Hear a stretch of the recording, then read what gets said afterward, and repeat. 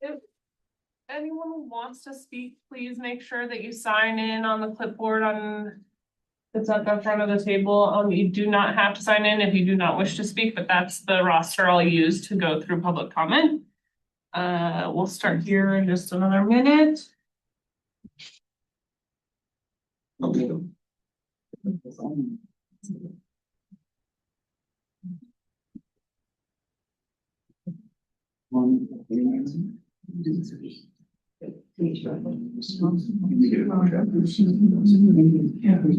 We get started. I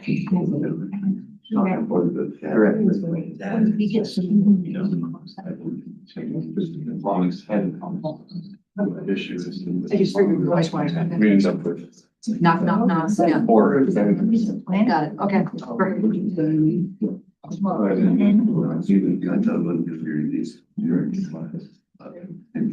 Yeah.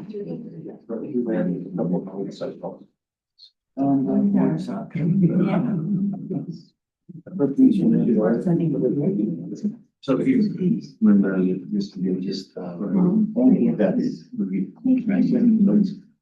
All right.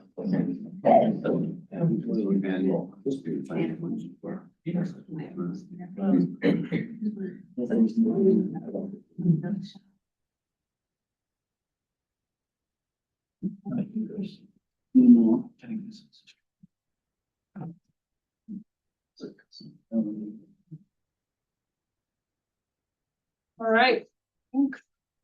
I have something going record.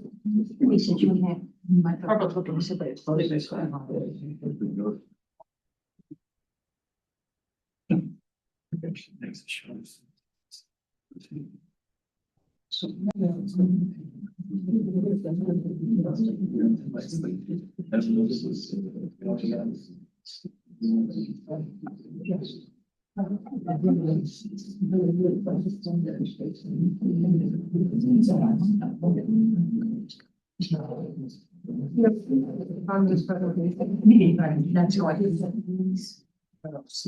Very small.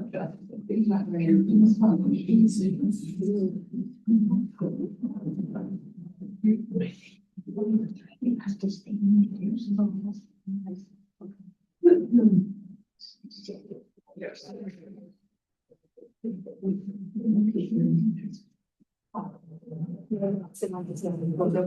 Okay. All right. Thanks for the chair. All right, we're gonna get started. It is April 15th. This is the meeting of the Delta County Planning Commission.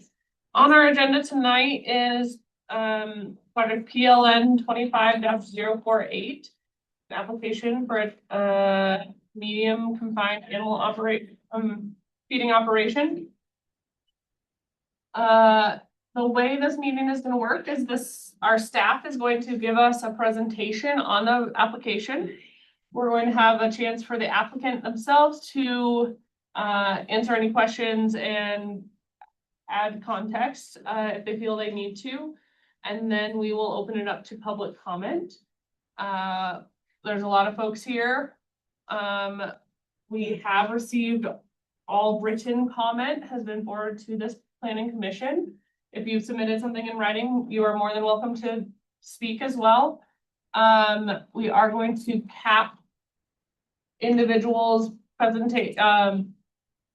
comments to about 3 minutes each, just to give everyone a chance to say something. And after we hear public comment, the planning commission will make their, will have their own discussion, and make their recommendations to the Board of County Commissioners.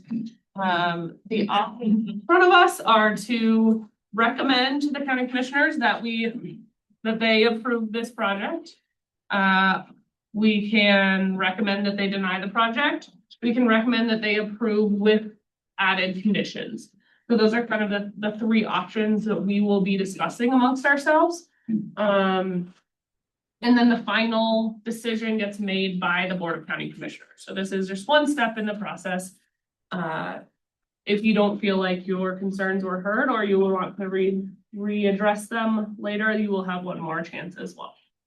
I will use the sign-in sheet to go through folks that want to speak during public comment. When you speak, if you can please state your name as well as your address for public record. It also helps us give a little bit of context to where you are in relation to the project. We're gonna start with a roll call so you all know who we are, and then we'll move into staff presentation. Tony will start down there. Tony Moss, District 3. Lance Home, District 2. Wayne Bronis, District 2.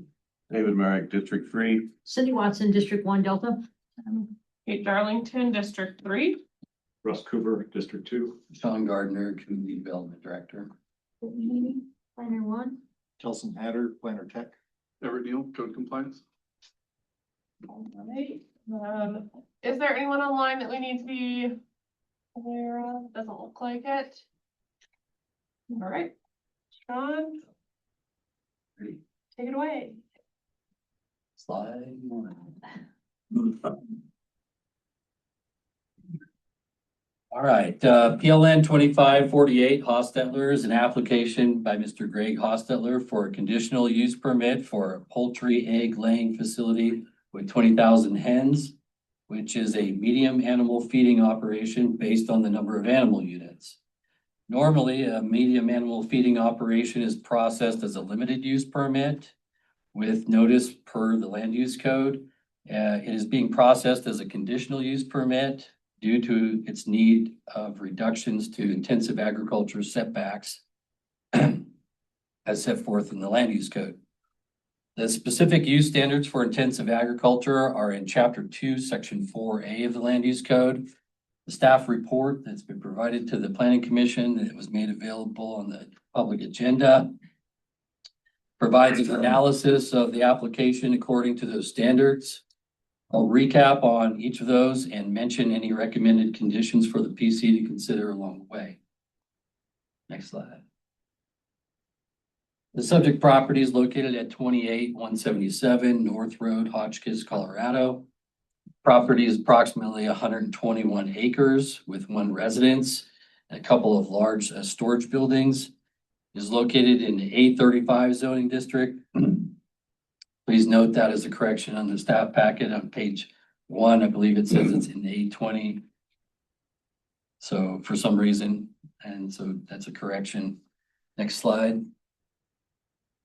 The applicant is proposing to construct a family-operated poultry egg laying facility of 20,000 hens. Again, considered 400 animal units by using the calculation table in Chapter 14 of the Land Use Code. An intensive agriculture facility of 400 animal units is a medium animal feeding operation. The proposed barn will be 50 feet by 500 feet with a 50-foot perimeter fence around the north, east, and south sides of the barn. The flock turnover and barn cleaning will occur approximately every 14 to 16 months. Upper Surface Creek Domestic Water Users Association permits the existing tap to be used to service the proposed poultry egg laying operation. And an engineered septic system is required for the facility. Condition number 5 in the draft proposed conditions requires the proposed poultry facility to obtain a final approval on an engineered on-site wastewater treatment system permit for the facility. Slide 5, there we go. A medium animal feeding operation in the A35 zoning district requires a limited use permit, but notice, like I said, but according to the definition of residential uses under this intensive agriculture section of the land use code, setbacks are to be measured from the property line of any property that is zoned A5 to A2.5 or Res 1, or any property that has a residential tax assessment indicating residential use of the property. So properties not included under the definition of residential uses would be properties that are zoned, for example, A35, A20, or rural, industrial, and commercial, and do not have a residence. Next slide. All the properties in blue or green bordering the subject property that's in red are either in A35 or A20 zoning district and have a residential tax assessment. They meet the residential use definition. Those in orange do not have a residential tax assessment. They do not meet the residential use definition. They are not A5 or A2.5 or Res 1 zoning district, and they do not have a residential tax assessment. So according to table 2D in the land use code, the facility would need to be set back 1,000 feet from the property lines of the parcels in blue or green. It would only need to be set back 100 feet from the parcels in orange. Due to the configuration of the parcel and the proposed poultry facility cannot be situated within the 121 acre parcel and meet the 1,000-foot setback from the blue or green properties. Therefore, the applicant is going through this conditional use permit process that's required to get before the Board of County Commissioners for a setback reduction. There is one other intensive agriculture facility within a 5-mile radius of the subject property that is approximately 1.2 miles to the southwest. Next slide, sorry. So this is the table that shows the setbacks, for medium animal feeding operation from residential uses, and then the other one from all property lines for properties that don't fall under residential uses. Next slide. So subsection 11 under the intensive agriculture specific use standards says that setbacks for intensive agriculture uses shall only be modified through a conditional use review process in accordance with the following limitations. Number 1, setbacks to residential uses may be reduced up to 50%. And number 2, setbacks to property lines may be reduced up to 25%. Given that the definition for residential uses established earlier in the section also measures setbacks from the property lines of properties that meet the residential uses definition, some believe that there is ambiguity in determining which reduction would be permissible. The applicant and I believe that this section of code should be interpreted so as to allow for the potential of a 50% reduction to setbacks by the Board of County Commissioners. This section of code will be subject to the Board of County Commissioners' interpretation.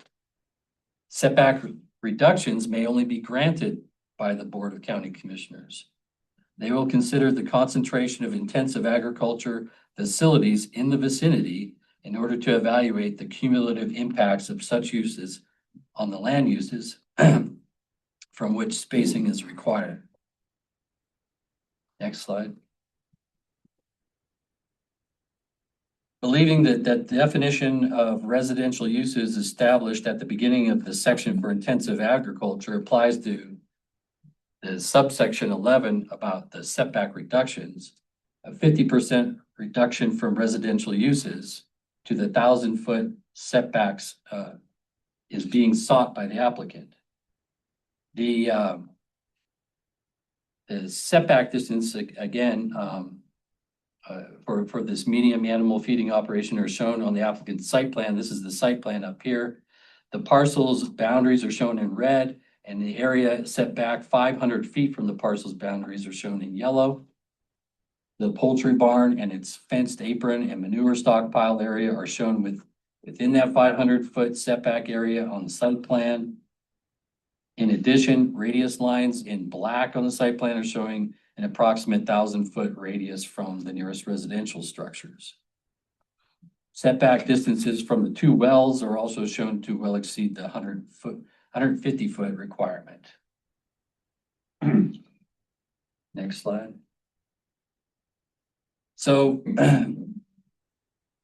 the interpretation of the section of code pertaining to the setback reductions for an animal feeding operation will ultimately fall to the Board of County Commissioners, as will the decision to approve any reduction to setbacks. Therefore, it would be prudent for the Planning Commission to provide its recommendation based on all other elements of the application apart from this setback determination. That doesn't mean that the PC can't offer its opinion about those matters as well.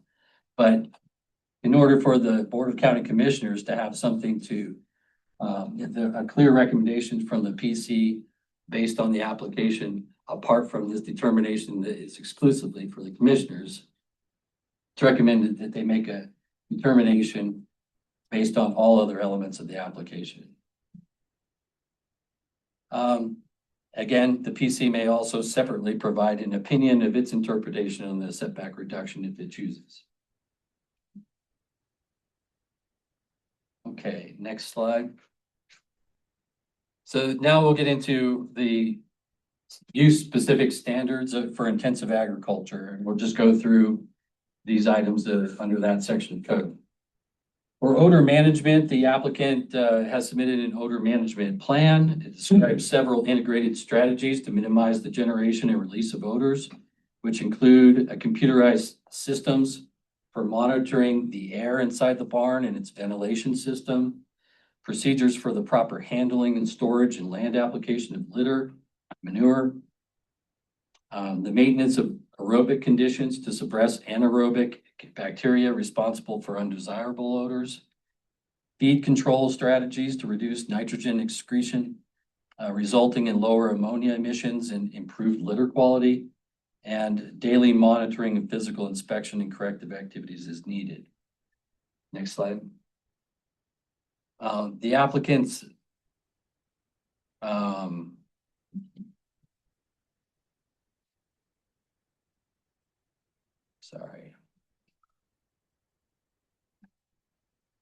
The applicant's manure and litter management plan outlines procedures for the collection, storage, handling, and land application of the manure and litter. The plan states that the manure will be temporarily stockpiled and covered with tarps and to prevent runoff, nutrient loss, odor issues. The applicant's site plan that was back a few slides shows an area designated for tarped temporary litter manure stockpiling during the temporary periods between each flock cycle until it is applied to the owner's land or neighboring farms and ranches. Condition 1C that's in the proposed draft conditions requires adherence to the applicant's odor management plan and manure and litter management plan. If the PC believes that more assurances are needed for odor management, it may request such conditions be added. Next slide. Another use-specific standard that needs to be met for intensive agriculture is related to water quality. The applicant's stormwater management plan proposes to ensure that water is diverted away from the manure and operational areas that control runoff water. It proposes to control runoff water on site through slope design and a retention pond. Proposes to implement contingency planning to control roof runoff, and proposes to use adaptive management through additional grading, vegetation, stabilization, graveling, or expansion of the holding pond. The Environmental Agriculture Program, a CDPHE, the Colorado Department of Public Health and Environment, considers the proposed 20,000 hen laying operation to be a small animal feeding operation by their definitions.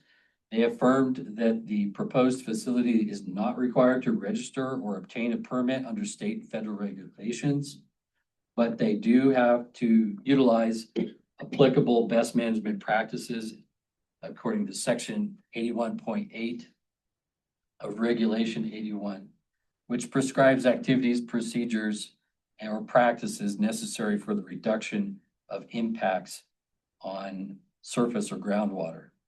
Next slide. Condition number 2 of the draft conditions is recommended to the PC to require a professionally engineered drainage report that demonstrates compliance with Chapter 4, Section 7B of the Land Use Code, stormwater management, and grading, erosion, and sediment control, and any applicable state and federal standards for grading, erosion, and sediment control. This comes from Chapter 5, Section 2C of the Land Use Code. This report will also account for any potential stormwater permit that may be required if the development will disturb over 1 acre of land for construction. Another potential, condition that the Planning Commission could potentially consider is related to the handling and land application of manure if it so chooses. So that's just there for your note. Next slide.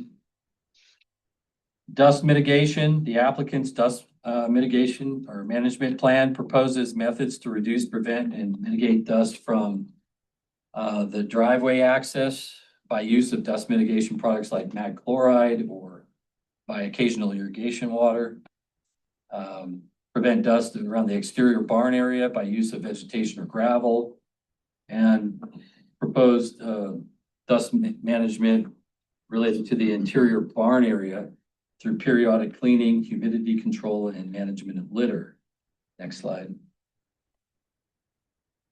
Recommended condition is requires adherence to the applicant's dust management plan, but the PC may also want to consider requiring certain mitigations to reduce atmospheric pollutants as conditions of approval. Possible conditions could be the use of outlet air filtration systems in the barn or the use of vegetative buffers to intercept the air particulates blown out of the barn. Next slide. Noise mitigation. Condition 1F requires adherence to the applicant's noise mitigation plan and that the operation not exceed noise thresholds by the statute, their 25-12-103 maximum permissible noise levels, which would be 60 decibels measured at a distance of 25 feet from the property line. Slide, next slide. Pest mitigation. The applicant's pest mitigation plan outlines in an integrated rodent control program and fly control program that includes sanitation, cleaning spilled feed, proper waste disposal, exclusion, like through mowing or tight sealing of feed storage, monitoring, bait and trap record keeping, and prevention, preventative breeding conditions and preventing rodent access. Next slide. Solid waste management plan. The applicant's solid waste management plan outlines procedures for handling mortalities, broken eggs, packaging waste, and spent hens. Mortalities are proposed to be handled by one of two methods, by either taking them to the landfill or incineration. I'll note that Adobe Butte's landfill provided an email stating that it no longer accepts animal waste at the facility. I would propose that if a letter of support cannot be obtained from a landfill saying that they would receive the mortalities, then that should be struck from the solid waste management plan. Incineration. The applicant provided an equipment model sheet for a couple of types of incinerators that could possibly be used as an exhibit of the incineration method. This is not proposed for spent hens. This is proposed for mortalities that would occur just during the normal production cycle in the event that a landfill is not an option. So I think I misstated in page 8 of the staff report that this was a proposal for the spent hens, but that's incorrect.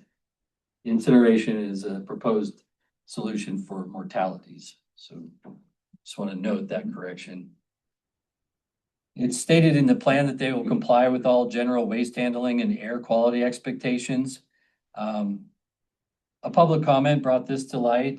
Regulation 1 of CDPHE for emission control does state that no owner or operator of an incinerator shall operate any incinerator without a permit from the division. So we'll discuss in draft conditions that the PC would want to consider this as a condition to obtain an air quality permit for the use of the incinerator. Regarding spent hens, the proposed method for handling spent hens, the preferred method is to sell them. But in cases where there is no buyer available, the proposed solution is to send them to composting facility. The applicant has provided a euthanasia policy from the American Humane Animal Welfare Standards for laying hens for reference on how they need to develop an SOP and procedures for euthanizing the spent hens. And then a letter of support from a composting facility was also provided to support the proposed composting method for the spent hens. Next slide. So condition 1H requires adherence to the approved solid waste plan, but sending mortalities to landfill should be struck from the plan if that's not really an option. And then an additional condition would propose be added for incineration. Incineration of mortalities will require a permit from Colorado Department of Public Health and Environment according to 5 CCR 1001-3, which is regulation 1, which states no owner or operator of an incinerator shall operate any incinerator without a permit from the division. If by chance no permit is actually required, then CDPHE can provide a written determination to that effect as well. Next. So also added in the draft conditions of approval is condition 7, which recommends that in the event that an on-site burial is considered, it states that on-site burial of spent hens will require approval from Delta County Environmental Health according to the statute cited there, which I don't know that that would be permitted or not. It just putting that in as a condition so that that would have to be met if that were ever considered. Next. Just about done. Sorry, getting through all these. All right, truck routing. Traffic to the facility is planned to consist of 2 semi-tractor trailers per week, 1 to deliver feed to the facility and 1 to haul eggs from the facility. Removal and delivery of flocks will consist of maybe 2 to 3 trucks per event, which is expected to happen approximately every 14 months. The proposed route, the primary proposed route for this trucking activity is Highway 92, Payne Siding to North Road to the property. An alternate route proposed is Highway 92 to 3100 Road to North Road to the property. CDOT reviewed the application, considered the proposed development's impacts to the highway to be minimal for their purposes. And then North Road, North Road, Payne Siding Road, and 3100 Road are all minor arterial roads. There are no restrictions to semi-tractor trailers that exist on these roads. Next slide. So this is a draft proposed condition in condition 1I to use Highway 92, 3100 Road, North Road route unless a qualified engineer could prove that a semi-tractor trailer can safely use Payne Siding Road. Condition number 3 requires access, that the existing access from North Road to the property be improved to meet commercial access standards per the Delta County Roadway Design and Construction Standards and be approved by Delta County Engineer. And condition number 4 requires that the poultry facility obtain an address from County GIS. The PC packet contains draft conditions of approval. I've suggested throughout my presentation some places, conditions that the PC may want to consider. I have provided the PC with a sheet of those draft conditions and those suggestions that I went throughout my presentation. And I have slides of each of those suggestions, but perhaps it'd be best to move to the applicant's time and then the public comment time, and then we could go back to the conditions to review after we've heard all public comments. And then I have also a recommendation for. Yeah. Sounds good. I think we'll invite the applicants up to add context to anything that they feel like is missing. And then I'll have the planning commission address questions, both the staff and the applicants. Sometimes we do it one then the other, but oftentimes each of the other has to weigh in. So we'll hear from the applicants. I'll give the commission time to ask some questions, and then we'll open it up to public comment. Excuse me, Mr. Hassler, will you come up?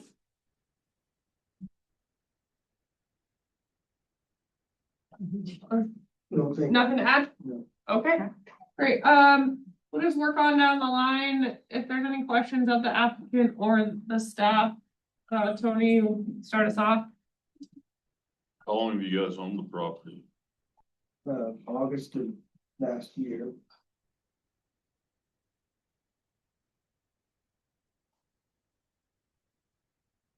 That's all I got. Right?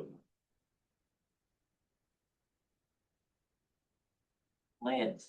Thanks for being here. I've got a question about the amount of manure that's gonna be generated and how that total was calculated. A year ago.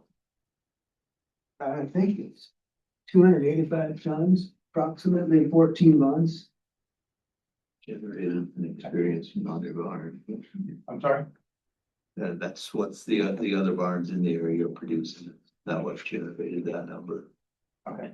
And just for clarity, Mr. Blosser, correct? Would you introduce yourself? I assume that you're here in conjunction with Mr. Hassler, but can you speak a little bit to how you're related to the project?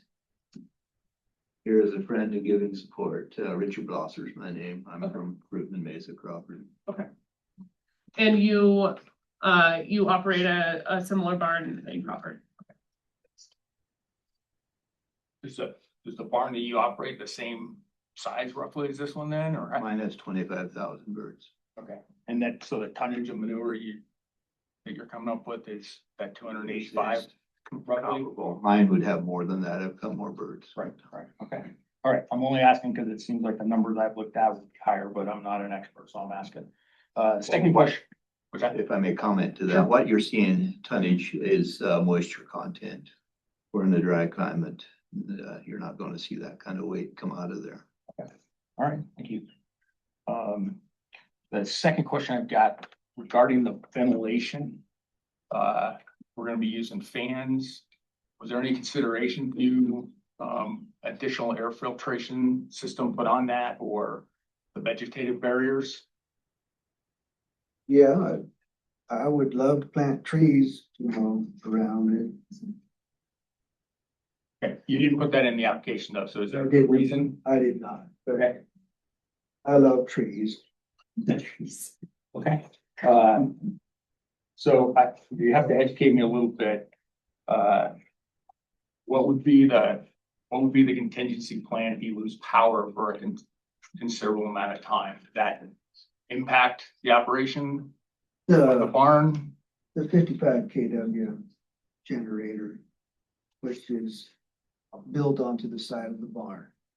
And open on the east side, closed on the other sides. I didn't see Sean, but do you have the building plans? I didn't see anything in the packet on what the building's actually gonna look like and where I the, have some rough plans from the builder, yeah. would the fans be on just one side of the building or on multiple sides of the building? I guess I'm trying to get an idea of how There'd the, be 8 fans on the other opposite end. when you And say the opposite end of, On the east end. On the east end? We'll have a map. Yeah. Of the site plan. Thank you. So what there's stockpile areas, that's where you're saying the fans are gonna be? Yeah.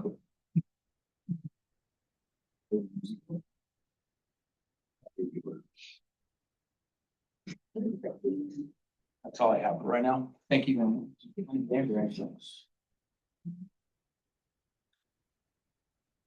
What kind of litter do you plan to use?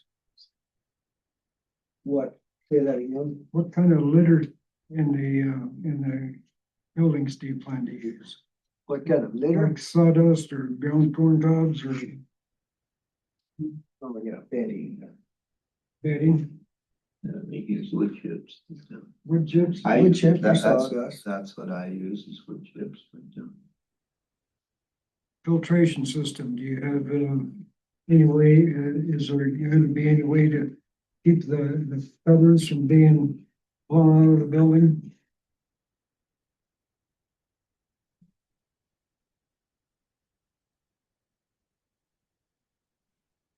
There would be the means of putting some filtration on the outside of that, but hasn't appeared to be an issue. Well, I grew up around some turkey farms that raised a lot of turkeys, and all the neighbors were always complaining about all the turkey feathers flying around their property. And then the next thing I was going to ask is, when you bought the property, you realized from the get-go with the site plan you had figured out that you weren't gonna meet the setback variances, right? No. I didn't realize that I'd have to stay back 1,000 feet. Yeah. All right, that's all the questions I got, Fred. The dust mitigation. He talked about fans. Okay, so the fans, they're gonna blow out of the facility, but will there be dust coming from the barn through those fans? Possibly some. Okay, I've seen photographs of considerable dust coming out of one of these facilities. I will put concrete all the way through so they can't kick up dust. But I your I believe that helps a lot. the dust mitigation plan that I saw dealt really just with the outside of the Oh, barn. I didn't see anything that talked about dust from inside the barn. Yeah, and I will have cool cells, which will add humidity to the air. So I can control the humidity. But the dust mitigation plan that you submitted didn't really talk about dust from And if the I barn. need to, I can put weed sprinklers in that you can purchase from Farmer Boy inside the barn to wet the dust down. And the other question here was about filters. So your fan system doesn't have filters right now? No. So it would just be blowing whatever's in the barn out of the barn. Yes.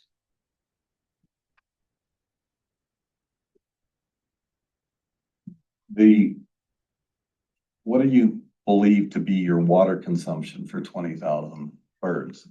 About 1,000 gallons a day.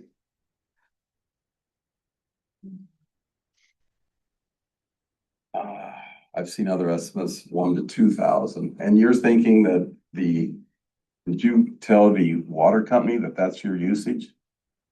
Yeah. Cause they said it's a domestic tap, isn't it? But it can be used commercially, They agreed to provide water for me. and they agreed to use 1,000 gallons a day, 30,000 a month. They can provide that, Yes. because I've seen comments here that this water company is already restricting flow for the summer. Right. So how would you deal with that if they cut you back? I was told they have plenty of water. What they don't want you to do is, if the irrigation goes off, they don't want you irrigating your fields with domestic waters, the way I understand. But I mean, a typical residential use is maybe 3,000 to 5,000 a month.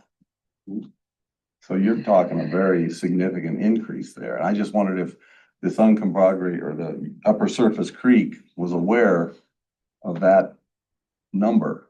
Cause I don't see it in I here. believe they are. And they agreed to provide water. Do we have a look at that? Yeah, but They did a gallon, the one I read, it was a gallon, like a limit. An approximation, right? I believe the email that we got, I will keep public comment until public comment. We will hear you and we will discuss among ourselves. If you want to add context, please do so during public comment. We just need to keep it moving. I believe the email we received, the copy of the email we received from the water company did not mention a specific gallon. Correct. What I thought. That's what I thought. That's why I was asking the question. We went up there and visited with them and they are good.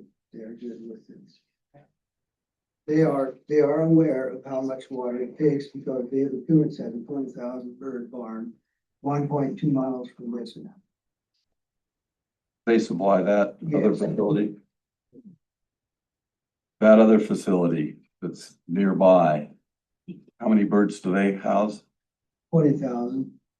Do they use the same traffic with the tractor trailers coming in and out?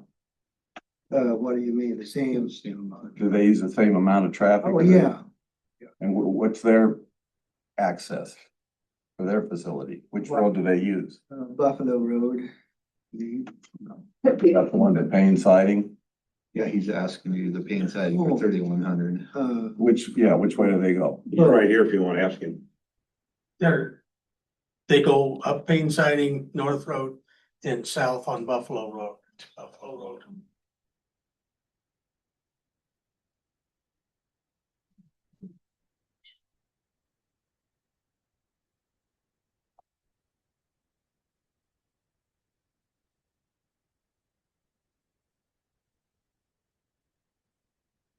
I think that's all I got right now.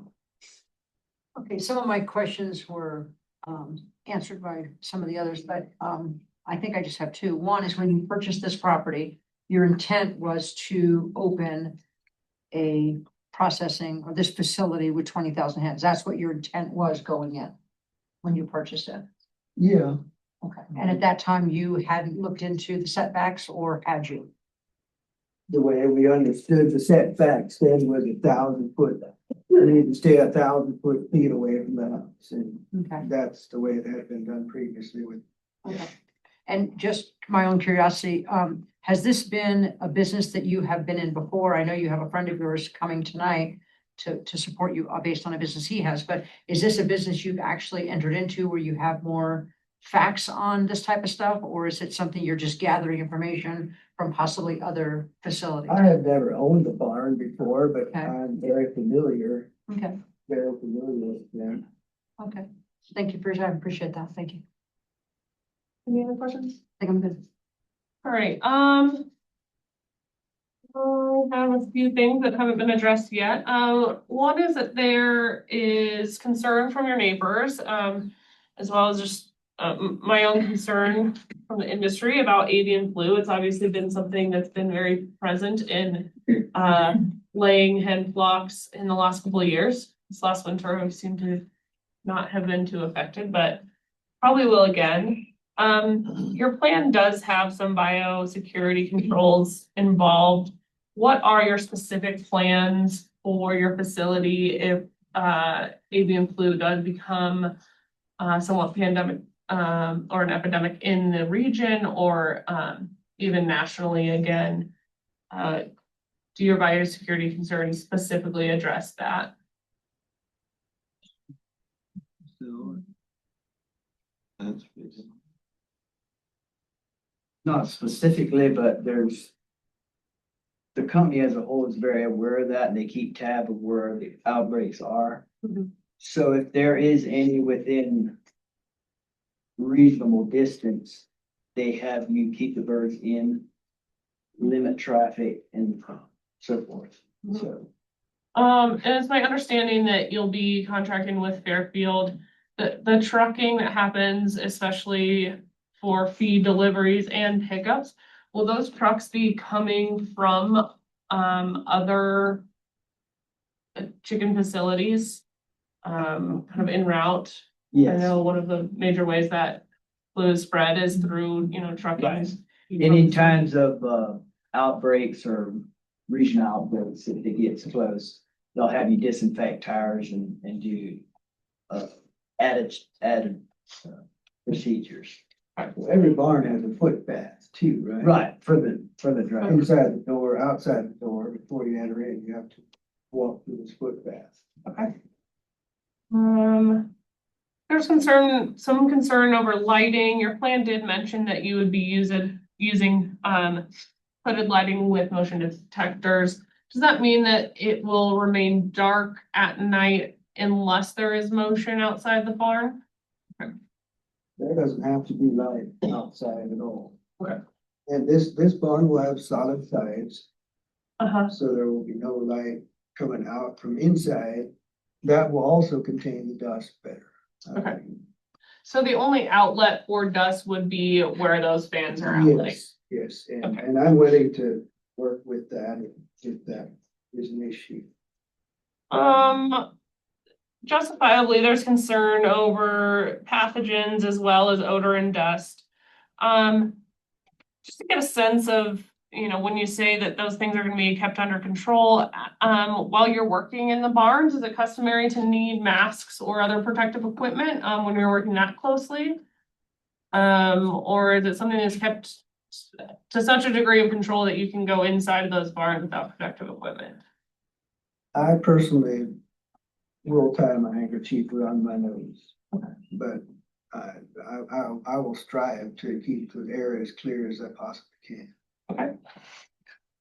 And how, you've mentioned that dust control within the barn is one option for you to do to use some water, humidity control to keep dust down. However, the same odor control plan mentions keeping the litter as dry as possible. Well, How do you manage those two kind of opposing efforts? if you start to get wet inside, then you need to ventilate. And are the eggs going to be washed on site?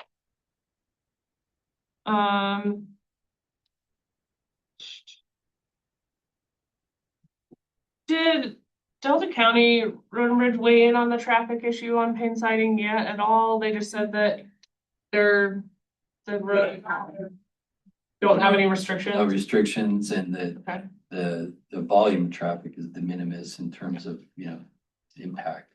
Okay.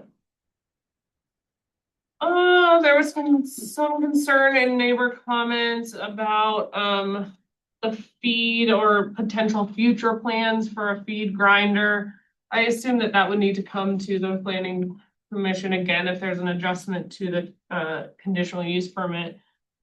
But do you have does the feed you order come pre-ground, or do you have any plans in the future to grind your own feed? It comes pre-ground.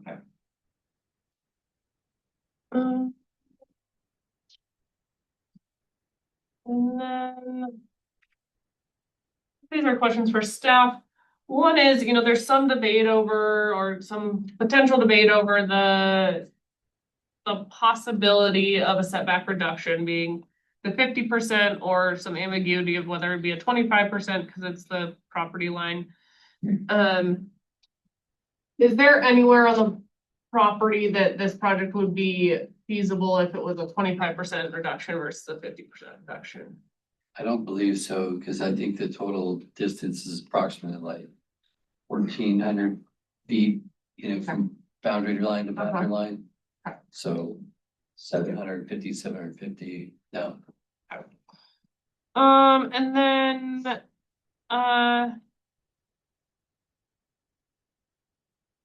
how would the conditions be enforced? I think there's a considerable amount of concern over, okay, we can put this down all on paper, but what happens when we get to the real world? Maybe potentially Everett could speak to that. How does the enforcement, work? what consequences would there be for non-compliance with conditions if we set them? Just before Oh, you yeah. go, I'll let Everett speak here, Yeah. but the majority of the conditions that are proposed are, well, I'll take that back. A lot of them would be pre-operational, but the actual Like number one. management plans with all of the management plans, yeah, that's what that would pertain to. So go ahead. And it would depend on what, again, the definition, of what kind of enforcement we talked about, because we do have multiple individuals, they're gonna be working with CDPHE in the state. As far as the code compliance scenario, condition compliance would be one of those things where, you know, if we get an idea or issue where there's more dust being generated or whatever, the standard protocol for any code enforcement concern would be to respond, investigate, get the information, speak to the person who witnessed it, and go from there to see what is taking place. And again, dust was just what I picked, because it sounds like that's one of the ones we keyed in on. It would depend on the kind of complaint, the kind of issue. I also have in the past had people who complained about a truck route violation. If someone used a truck route that wasn't supposed to be used. Again, same thing, follow up, find out what truck it is, contact the property owner. Determine if there was a violation of their conditions for the truck routing. Consequences are, you know, obviously they go from, you know, if we gain compliance through a contact and we fix the problem, that's solved. Worst case scenario, consequences can include revoking of the permit.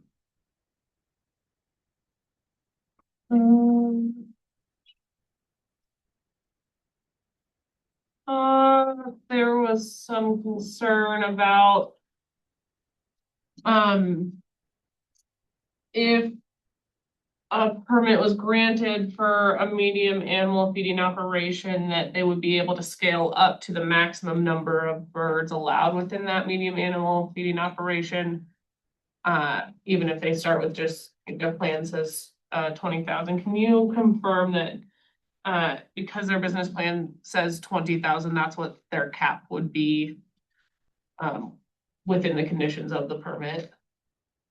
That would make reasonable sense, and it usually says in the conditions of approval at the end that any change or modification would have to come back for approval. And so if we adopt and approve the proposed business plan that proposes that number of birds, then yes, that would.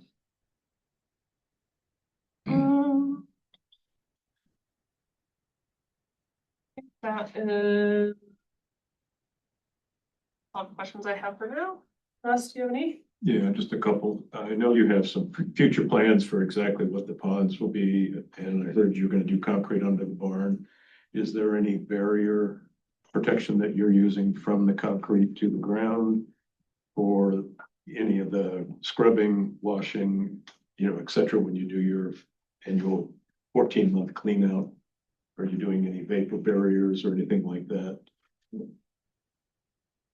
Not enough water used. There is no barrier between the concrete and the ground, but there's not enough water used in the clean out period for that to be an issue. Okay, and then what about in the holding area for the manure stockpile? Is there a barrier underneath that to prevent any leaching if it sits there for an extended period of time?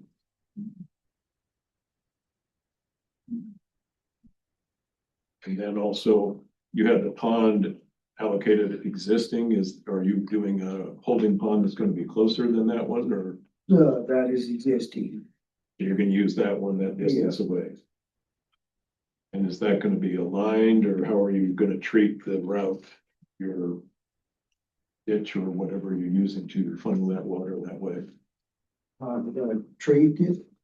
Are you Oh, graveling, sorry, there. graveling it, or That is the natural.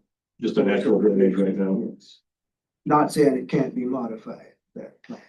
And then eventually you're gonna have a little more permanent plan for what that will look like. Am I understanding that correctly, or? Permanent plan. Well, it's a long distance to run to that existing pond. I was assuming that it would be a closer pond, just with a little better monitoring and potentially allow any overfill. If we need to, Okay. I think there'd be room. You plan on using the pond for the facility, using the pond water as well? Or are you, I'm sorry, what was that? The pond water would be used in the facility. Okay. He doesn't want outside water.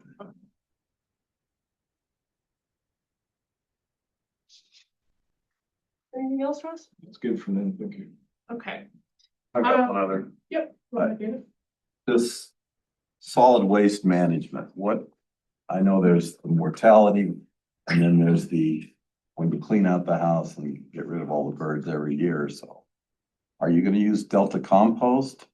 Or, I'm confused about how that's gonna be First handled right now. priority- First priority would be to sell them and to a buyer that turns them into dog food. Right, And if there's no buyer, then Delta Compost would take the 20,000 to beat the flock.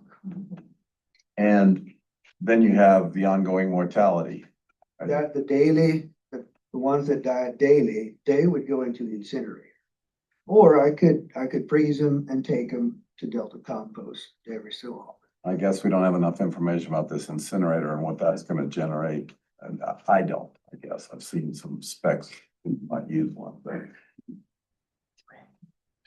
There are specifications in, But is that gonna generate odors and, well, it has 2 burners and it's not supposed to. you could free them and take them a little bit batch at a time to Delta compost? Yes. That's all I got. I have one more question about the manure stockpile and proposed use of that on your own agricultural fields as well as a few other operations. Have you considered a composting, or correct me if I'm wrong, it seems like the plan was to use that immediately or as immediately as possible. Have you considered or weighed options between that and composting that manure for later use? It seems like you have the stockpile area where you kind of like keep it until you could use it. Some concerns over smell and dust issues with raw chicken manure being spread on fields nearby. My assumption that a composted product would be a little less offensive to folks. Is that something you'd consider doing, or have you decided for immediate application versus composted application for any reason? Yeah, I need fertilizer on my fields now, but I'm not opposed to composting either. I love compost.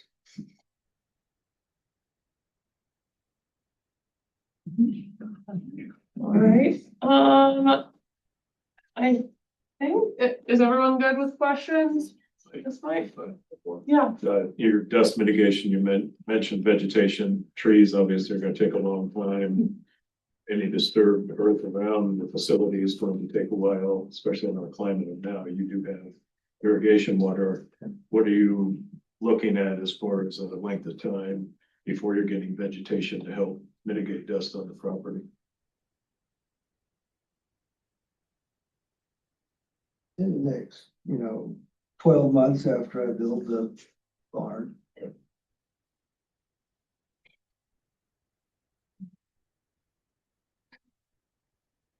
Where's the distance of 3100 road? Oh.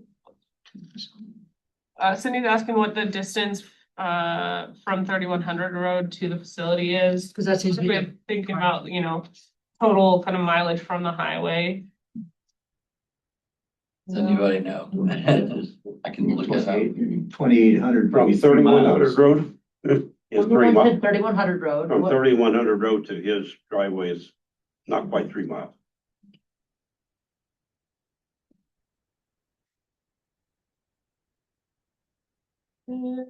Remind me, it's been a second since I drove up North Road. Is North Road paved the whole way to the? Yeah. It was now. Yeah. All right, I think we're gonna open it up to public comment. I'm gonna set a timer and I'll give people a warning when you're reaching about 3 minutes. I don't want to cut anyone off. I want to give everyone the chance to say what they want to say. I also want to be respectful of everyone else's time. I am going to ask that everyone give the attention to whoever's speaking. I'll ask that you either stand up or come up to the table so that we can hear you. And that everyone else refrain from side comments while folks are having their chance to speak. Like I said, I'm gonna need you to state your address for public record. If you can do that slowly so I can make a note on here for those of you who have not included that on the sign-in sheet, as well as for the folks that do the meeting minutes by audio recording. Anything else I need to remember about public comment? I think that's it. I'm just gonna go down the list and give everyone their chance. Is there anyone that did not get a chance to sign in here? All right. And for those that signed in, if they choose not to then speak when their name is called, they can decide not to. Yeah. Sure. If you decide that you don't want to speak when I call your name, you're always welcome to change your mind. All right. The first name I have on the list is TK. Start from here, is that all right? That's fine, TK. You should know that you have to put this address on the sign. I have for an address, I have for an email, but I'll give you my address. There's a line. So it's Tom K 153682525 Road, Cedar Ridge. Too fast? Yeah, 2525 Cedar Edge. 15368. Yeah. 2525 Road. So this is feeling like deja vu all over again. We did this back in 2013 and 2014. And my opinion is we actually shouldn't be here, and it's really not your fault. In 2018, the Board of County Commissioners created a confined animal feeding operation working group to formulate rules and regulations for the animal feeding industry in Delta County. The working group consisted of people from Crawford to Cedar Edge, Peach Valley to Paonia. The directive of the BOCC of the working group was to help provide an applicant any applicant intending to construct an animal feeding operation with the clarity of the standards and assurance of approval if they decided to apply with the planning department for approval. The working group spent 6 months at least reviewing standards in multiple states and counties to formulate a framework for Delta County. While a unanimous consensus was not achieved, 5 out of the 6 members of the working group approved regulations that were to be incorporated into the land use code back from 2018. These regulations established acceptable setbacks as well as additional operational site criteria that, if an applicant adhered to, could establish reduced setbacks between animal feeding operations and adjacent residences. The regulations are clear for the medium feeding operations like the one being reviewed here tonight. The distance from the nearest residence is 1 foot per animal unit of a distance from a residence, not a property line or residential use from the residence. So 1 foot per animal unit, as you've already described, would be 400 feet. And that's what the standard was. The operational setbacks the setback could be reduced if they met certain operational criteria, many of which you talked about tonight. Stormwater discharge plan, manure management plan, water quality plan, ventilation discharge plan, intake fan and tunnel fans, traffic plan, lighting plans, landscape plans, community wells, identifying them, pest management plans, carcass removal plans, and hours of operation. Those were the operational criteria for a setback. If they met those criteria, they could be reduced to no less than 300 feet. So it was specific to the animal units. So if they were a bigger barn and had more, like gentleman had 25,000, that would automatically mean a larger setback. They felt that the working group felt that was it. So the working group specifically avoided any metric dealing with what the county assessor designates as residential use property. And the working group just felt it was an unworkable situation for that to be used. So if you feel like this meets those qualifications, which should have been approved by the land use code, it should have been incorporated in the land use code by the Board of County Commissioners, and I don't understand why. And that's a question that I'll bring up to the Board of County Commissioners when I make the same presentation to them. Thank you. Thank you, TK. All right, Justine, Going backwards, okay, I'm just going, I'm going with the list I got in front of me. that works. Justine Zafran, 26540 Redlands Mesa Road.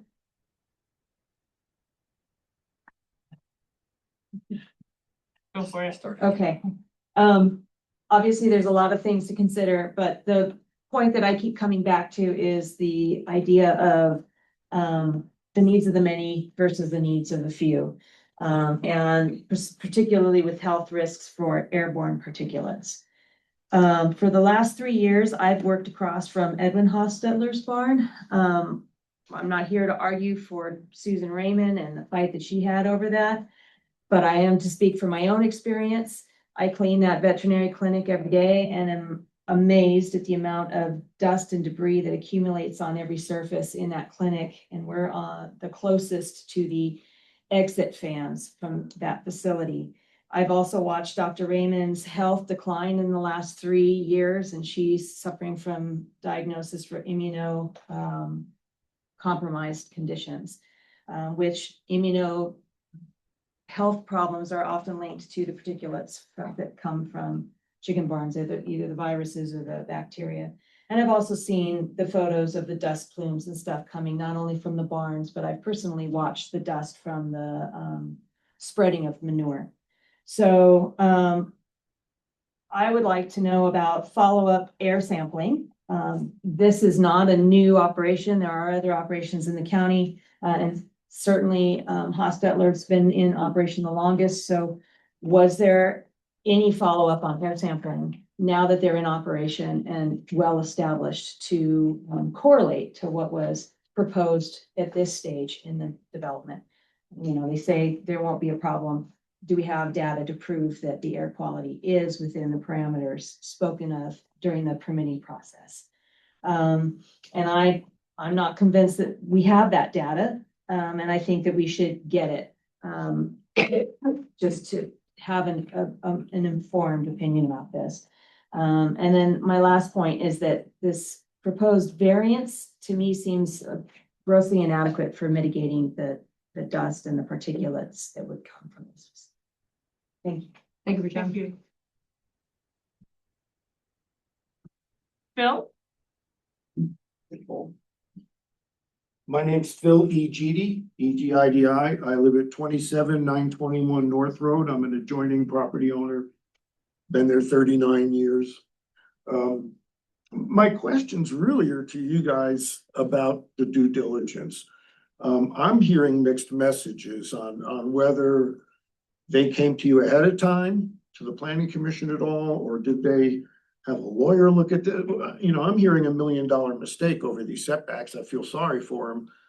But that's why you have a land use code, is so that we don't have to take the hit to our property values for the next 30 years because they didn't have good due diligence. That's upsetting to me. The other thing is, I'm a retired environmental scientist from the United States Environmental Protection Agency. Not my first rodeo with airborne particulates. That is going to be an issue because the plan, the way you're talking about it right now, is they're going to keep it pretty dry in there and use skid steers to muck it all out. Well, if it's going to be dry in there basically for 14 months, that's a lot of airborne dust going out those fans that are going to have a lot of nasty particulates in there. That's all there is to it. You know, you can't avoid it unless they use moisture. And then if you use moisture, you got to push the water around. Again, I've lived there almost 40 years. If you're going to push water around on Redlands Mesa, you gotta be careful because that stuff turns into pookie. It'll swallow your truck right up to the axles. You know, how are you gonna do compaction? Are you gonna make them line the ponds? Are you gonna make them do proctors? I mean, how far does this have to go to protect vadose zone and groundwater? You know, it's pretty deep groundwater there, but the vadose zone, I don't know what the permeability or the porosity is there. That stuff could percolate right away or not. Hard to say unless you guys do the geotechnical analysis. That kind of stuff should be done up front. I don't know how much time I have, but that's about it. I am concerned about the lack of due diligence.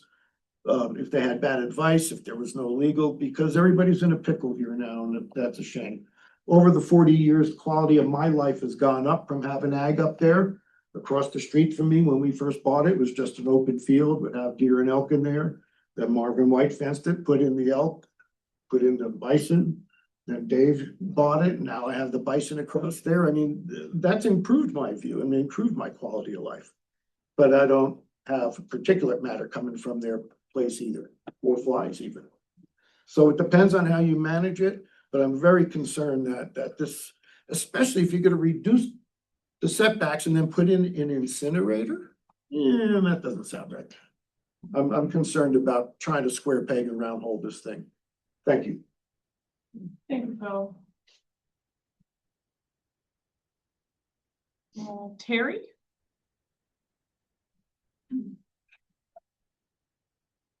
Yeah, Terry Havens, 13496 Rimrock Road. I live about a mile west of the proposed site. And well, I have something that I was going to say, but I kind of don't know where to start because there's so many, I feel like there's so many problems with this application. And so I've got them itemized for the record, and I'd really love it if you looked over it. Is that something that you submitted to us? Yes. Okay, yes, so we have this. Yeah, we have that, okay. I mean, I can just, tonight, we're learning where these vents are on this. This is the map that's submitted by the applicant, but in the record, I didn't know till tonight where these vents are. We're talking about an incinerator that needs a permit. It kind of goes on and on, but it's all in my manifesto. But I'd like to talk about the setback reductions.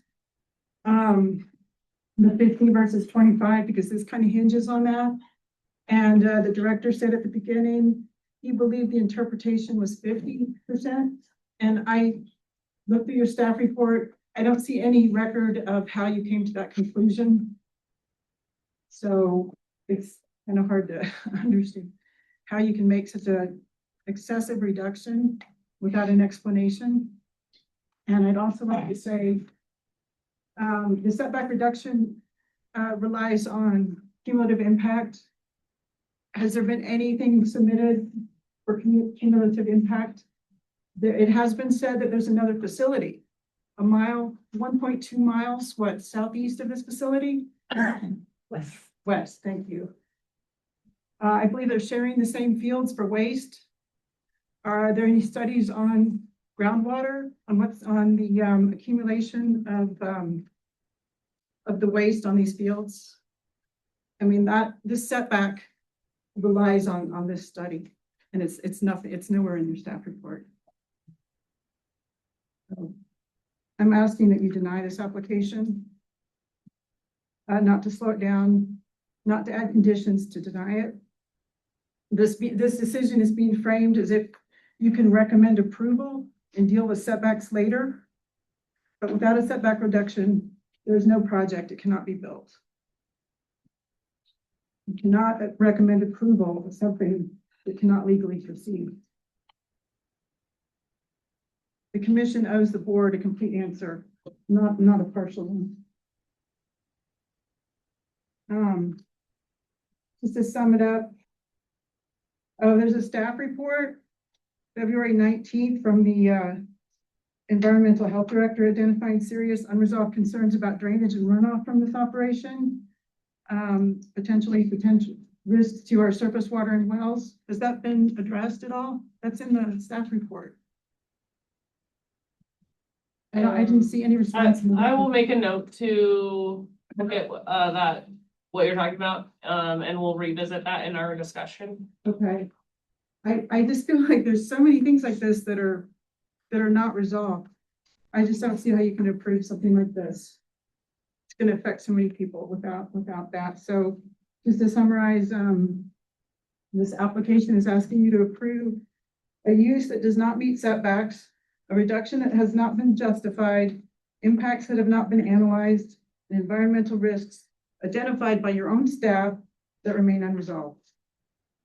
For these reasons, along with 10 other code deficiencies I've outlined in a written letter, I respectfully ask that you deny this application. Thank you.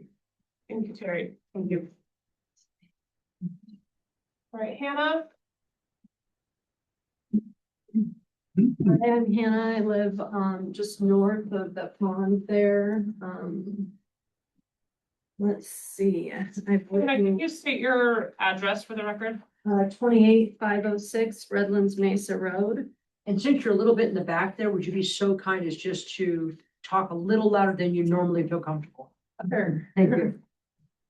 I guess I'm just gonna read this last thing I wrote, which is not my best writing at all, but I'm a little spun out by this whole deal. It feels like we're playing a game where the rules get changed after a commitment is forced on us. Anyways, so this isn't my best, but I'm Hannah. I'm very concerned about the health and quality of life impacts that this confined animal feeding operation will have. Obviously, those closest to these facilities and the waste they produce carry some of the heaviest costs. This includes odor, noise, dust, debris, and exposure to pathogens. Negative impacts spread outwards into the greater community. Increased truck traffic, strain on critical resources, and competition with appropriately scaled and situated agriculture are real concerns. Thank you all for asking important questions about this and making important statements about it. As I look through the agenda packet for tonight's hearing, which I'll just note, we were not notified, all of a sudden, there's this new agenda packet with all these conditions and all this new information. We're learning new information here. The whole deal's weird again. Anyhow, as we look through the agenda packet for tonight's hearing, I see these concerns and others have been well expressed. Yet the director's synopsis seems to dismiss them. He has things like toxins in quotes and various things like that. He recommends approval of this project. I see the mitigation plans, but they are placating, lacking details, and leaving more questions than answers. There are conditions marked with numbers, letters, and hashtags. Compatibility with surrounding uses is not one of them. I haven't had much time to process the latest presentation of information. Yes, I already said that. But a quick internet search says that a conditional use permit is an exception to current laws and that specific conditions must be met to ensure compatibility with the surrounding area. Adjacent landowners' concerns should be taken seriously. Please uphold maximum protections from confined animal feeding operations and see that this is no case for a special permit. Thank you. Thank you. Well done. Thank you, Hannah.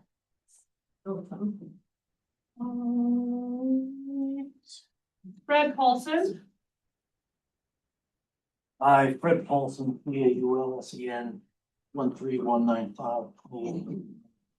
I also own a property on 2900 Road, which is in close proximity. Keep it simple. Financial, environmental, and health issues, I'm adamantly against this commercial facility. I'm also adamantly against any decreased setbacks in this situation.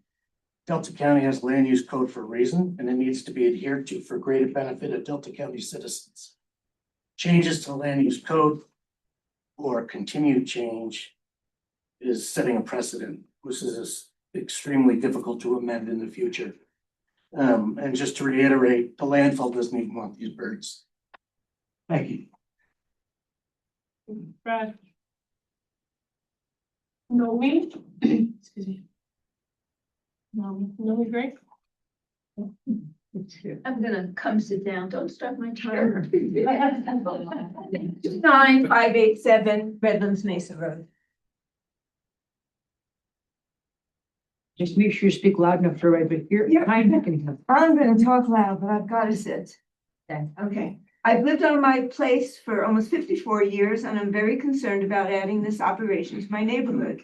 The applicant is asking for a 50% setback reduction. He has provided no clear rationale or any compelling evidence to support this request. He just wants to put a chicken facility on land he recently purchased and can't do so without a setback reduction. I question whether 50% setback modification can even be allowed in this case.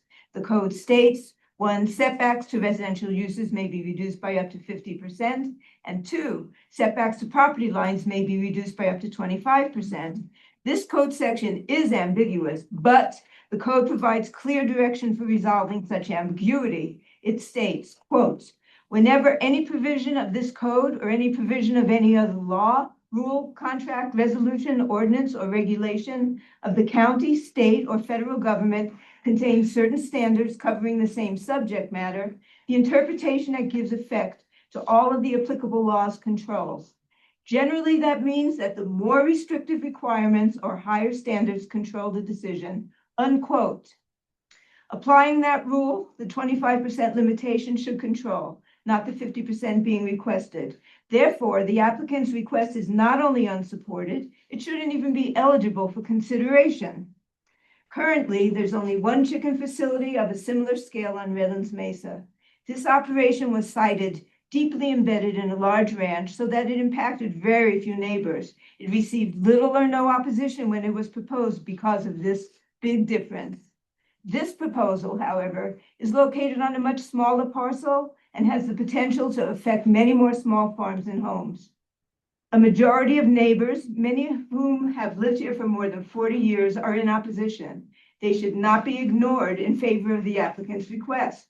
There are numerous reasonable agricultural uses available for the property without intensive agriculture. The neighbors are asking for the county to adhere to the setback restrictions and not grant a modification, and thereby protect their peaceful enjoyment of their homes.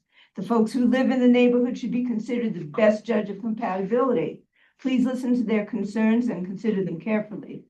In closing, according to the Delta County Land Use Code, quote, the right to develop and improve private property does not include the right to physically damage or adversely impact neighboring properties, water resources, or the environment, even if that means that the property owner cannot utilize property for its perceived highest and best use, unquote.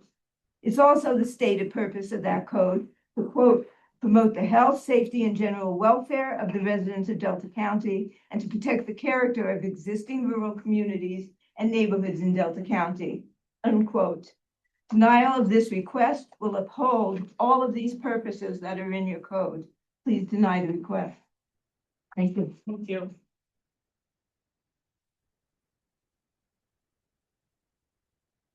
Corinne? Yes.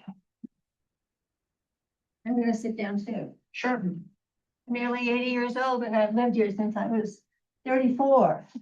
My children now live here and they have children. And they have. Will you please state your address? I'm sorry. 13501, 2900 Road.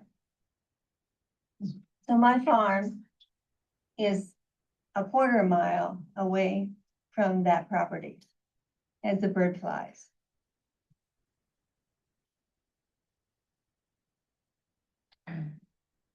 This medium confined animal feeding operation that this permit is about. Our current land code specifies that this type of industrial farming operation be 1,000 feet from a border with agriculture, residential, and residential properties.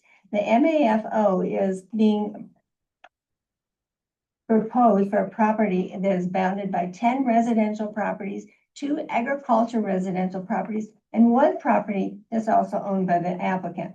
The applicants are requesting a 50% adjustment to 1,000 feet requirements, which would be 500 feet from the nearest property.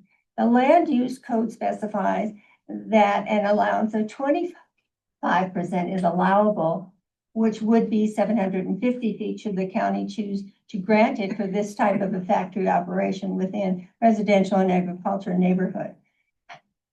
There's some ambiguity, I hear, from what is possible for that. But there seems to be really no reason why this setback should be changed, considering all the negative impacts that can happen. My husband and I, we bought this 30 acres of hayfield and elm trees in 1978. We have been fortunate not to have to make a living on our farm. We have dedicated our time to conservation of the land. Now, more than ever, water conservation is necessary on the western slope. We have managed the elm trees and planted nearly 100 trees along fence lines to facilitate water retention and attract birds and wildlife.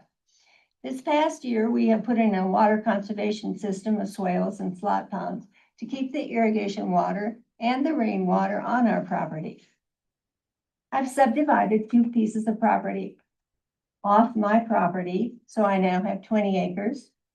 And my son and his wife and their 7-year-old twins live with backyard chickens, and my son managing my fields. They contribute to our community. My daughter-in-law is a nurse working at the hospital and at Hope West. My son's volunteer fireman. I retired from the Delta School District as a special ed teacher in 2012. We are a contributing family in this community, in this county. And I believe this is what we need in our county. We should be able to live in a healthy place without having the negative impacts of a factory farm that has no place in this kind of a community. This is what Delta County is about and what we ought to enforce it. We ought to take care of it. Thank you. Thank you. Thank you.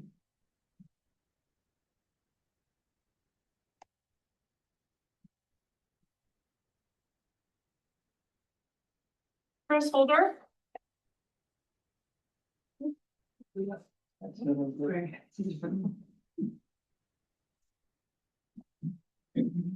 This Holder, 13-437-2900 road. You know what, my 3 big concerns, the water aspect is huge. Especially a year like this, it really sticks out like a sore thumb. That is a ton of water to use up there. I realize that Upper Surface Creek says they can supply it. And they can make a lot of money off of that. Once you hit that high tier, you're paying $20 per gallon, I think. I can't remember quite what the rates are, but per 1,000, thank you. Which, you know, Upper Surface Creek can make some money, but that doesn't help anybody else. We have a limited amount of water. I don't think we have the space for that type of operation. Dust mitigation is my second concern. There's no proposed filters. I know it's been mentioned that, oh, we can put filters on, but which filters? Who's regulating that? Gentleman mentioned that CDPHE would be in charge of them, but they're a medium-sized operation. As far as I understand, they don't get inspected unless they go to a large animal operation. So really, there's no oversight. If you're not doing any oversight and CDPHE isn't doing any oversight, unless we have a big issue and somebody complains to you, that's too late. We've already had an issue. We've already had exposure. The bird flu is a huge issue. If you look at Weld County, places on the eastern slope, they have an incident management team that is just continuing there constantly. They're bringing in new members, replacing old members, just constantly filling that team to deal with the issue that they're having out there. If you guys have this issue, what's Delta County's plan? Are you gonna have an IMT constantly? You're gonna be able to deal with that? Do you have the capacity to deal with that? These are questions I'd like you guys to think about when you look at approving something like this. The last issue tying into the dust is just, seems like the plan is either there's filters or water. And as I mentioned before, water is one of my huge concerns. So if your answer to solve dust is to add more water, and you're just making one issue better and creating a bigger issue on the other end. I just don't think this is an area where this belongs. I think that enough people here are very concerned, especially those living right next to it. I'm a little bit set back, but I have a huge concern for my personal flock. If there is outbreaks in the area, you know, a common transmitter is wild birds, and my wild birds are going to be on his property. My wild birds are going to be in his barn. Yes, I'm sure there are plans to try and keep birds out of a barn, but I think anybody here knows that you're going to get birds in your barn. And that's how it transfers, you know. He's gonna get rid of his 20,000 birds if he gets the flu. I can't get rid of my birds. It took me many years to make my flock. I can't just replace them every year. That's not how my operation works. I think that local people that have birds, they would feel the same way. I think some of them have developed their flocks over 15, 20 years to get the types of chickens they want, to get the barnyard breed they like. You can't replace that every year like they can. Thank you, Chris. Eric Marty. Hi, my name is Eric Marty. I live at 12760 2900 Road, which is about a mile due south of the proposed area there. Welcome to Redlands Mesa, let me say that. But that being said, I'm speaking on behalf of 6 generations of people who live and work up on that mesa, that this will be absolutely nothing that helps the community. There is nothing proposed that is a asset to the community. All that I have heard is negatives. The flocks that people have, my own flock, air, water, poison pollutants, other things on that line. No real answers when directly asked on how you're going to mitigate these problems. So that's telling me that this is everything set with no direct plan, no direct in plan, or any direct mitigation plans. This is all just a quick setup. And if there's problems, we will deal with them later. So I'm just saying on behalf of my family and our neighbors to please decline this application. Thank you. Thank you, Eric.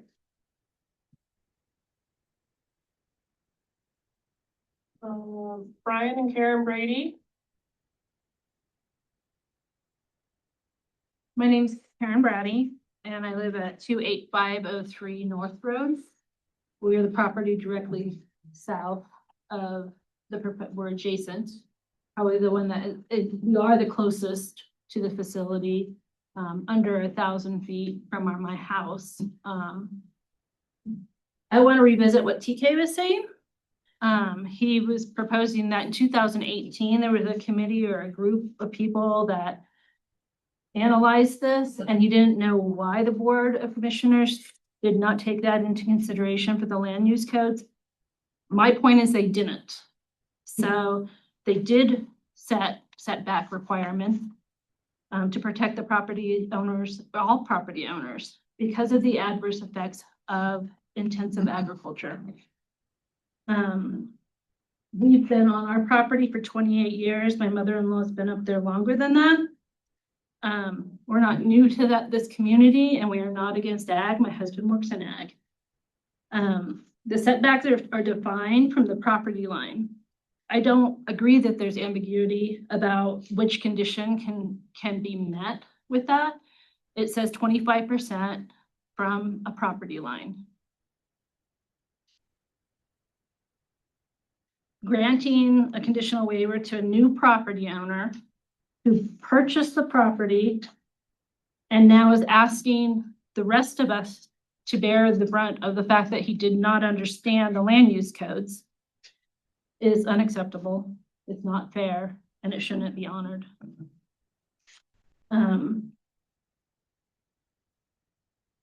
So I'm asking you to please honor the land use codes that represents all the property owners, not just the one that comes in with a corporation behind them and money behind them. I'm Brian Brady. I live at 28503 North Road, immediately south of the proposed facility there. And I just want to, I really want to echo what Phil had to say, that we are not anti-agriculture at all. I know a lot of people will like to throw around the statement ag is ag, and that's somewhat true, but this is not ag. This is intensive ag, and that's why it has a different form of policy with it. If these folks had bought this property and put in a cow-calf operation, a pear orchard, a table grape vineyard, any other thing, they would not have had to go through this. It was their choice to do this, and honestly, They may have gotten some bad advice when they purchased it. There are several other properties in the county that have been very well suited for this type of operation. I would also like to redress the water restriction part. We recently received a notification from Upper Surface Creek that we are on water restrictions as of right now. No watering your lawn between 9 in the morning and 6 at night, period. Why in the world can't I water my lawn, but somebody can water 20,000 chickens? And what if they raise it to 25,000? Who's counting? I'm not. Odor management plans, dust mitigation plans. Mike Tyson always said everybody's got a plan until they get punched to the face. When these odors and dust and particles punch us in the face, what's the plan? When's the last time any one of you tried to call CDPHE and got a person to talk to? It doesn't happen. 120 acres to spread this manure on. Only a third to a quarter of this acreage is under irrigation. The rest of it is dry. You put dry manure on dry land, it blows away. Again, we are not anti-ag. We love agriculture. Please deny this request. Brian? Amy Spiker? We're at 283 North Road, and so we're right on beside them. And just ditto everything you said. Against them. Right. Pat Frazier? Pat Frazier out of it, 29581 Redlands Mesa Road. Have lived there for 20 years. Have owned it for 28 years. The idea that we are against agricultural operations on Redlands Mesa is laughable.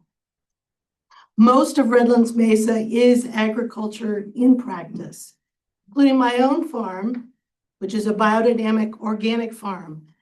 So beside the inhumanity of what we're doing, if we approve this, the point is you cannot break the law just to do what you want to do. The law exists for a good reason. It exists because you had input, but the Delta County Commissioners had input. The law should not be changed. It should not be mitigated. There's no good reason for this to happen. When we ask them pointed questions about what they're going to do to take care of issues, we get, I don't know, we get referred to our friend who does this. We don't get information about their direct experience doing this kind of an operation. And we need that, or we're not going to be reassured that this is just going to turn into something that we directly are impacted by, and there can't be mitigation to take care of our concerns. This is an inappropriate use of this property. And I'm really wondering how they thought that this was going to be okay. When they did their research, it would be obvious that the land use code said that this wasn't an appropriate use for this property. So I'm respectfully requesting that you deny this application without conditions. Deny the application. Thank you, Pat. David Jones? First of all, I'd like to, David Koontz, 28053 Buffalo Road. I'm the one that has the other chicken house up there. Went through similar fight to get it. I could have answered a lot of the questions for Greg, but I didn't know for this board. So if you have questions about the chicken houses and how they operate, I'd be glad to answer them. First of all, though, I'd like to say Colorado and Delta County are a right to farm, have right to farm laws, which means dust, noise, odor cannot be considered nuisances. That's the law. This county developed these other rules to try and control stuff. But if you wanted to control development, They should have 50 years ago said no more houses, no more development of any kind. Where would this county be if that was the rule? We've tried, this county has to have the philosophy of live and let live. And this kind of thing is a direct contradiction to that. Now, I don't want it next to me. I don't want it in my neighborhood. It's got to go somewhere. So, I think you have to approve this. The right to farm law says you cannot deny this. And I understand that people have complaints about that. We will address it amongst ourselves. And ultimately, potentially the county lawyer may need to weigh in, but please hold your comments. the facility, they are clean. And I saw these pictures that Susan had posted. They were Photoshopped. Every one of them I could come up with. I mean, she would show dust coming out of the end of the building or the side of the building where there are no fans. How do you have dust coming out of the side that there are no fans? It can't be real. So, my chicken house, until you get maybe 100 feet, more like 50 feet from it, you can't smell anything. There is no dust coming out of those fans more than 25 feet from the house. I spread the litter out on the fields. It does smell for a few days when you do that. But otherwise, they're a pretty clean operation. Thank you.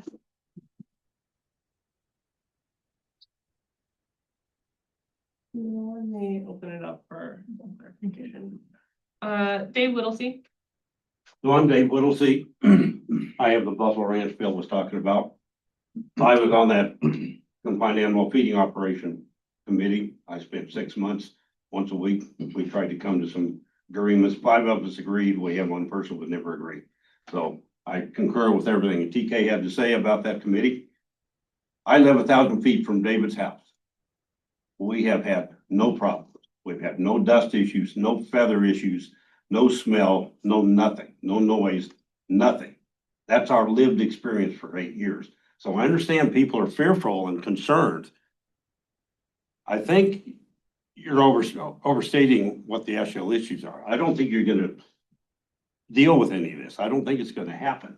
And I also, on your first slide, you had a statistic of 400 animal units, and I think you're off by a factor of about 10, because when you consider 20,000 2-pound birds, you're looking at 40,000 pounds. I think this is comparable to 40 cows, 40 animal units, rather than 400. So I think that might give some difference to what people are thinking. They think that it's going to have the equivalent of 400 cows in a building next to where they're living, when in fact it's the equivalent to about 40 cows. So I just want to address that right now and just confirm that in the animal unit table, in the land use code, chickens are considered 0.02. I think it should animals. be 0.002. The land use code states 0.02. Well, that's a mistake. It's 0.02. So an animal unit is 1,000-pound cow plus her cow. Consider a chicken is 2 pounds, 2.5 pounds. You do the math, you're looking at 0.002. It should be what the. We are, whether that is true or not, we are stuck with what the land use code says. 0.02 chickens per 1 animal unit. So if you multiply out 20,000 by 0.02, you get 400. Well, and so an animal unit, as I say, is 1,000 unit cow plus her calf, so roughly 1,200 pounds.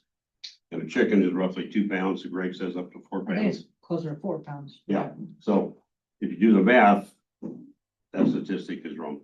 And So that's what I have said.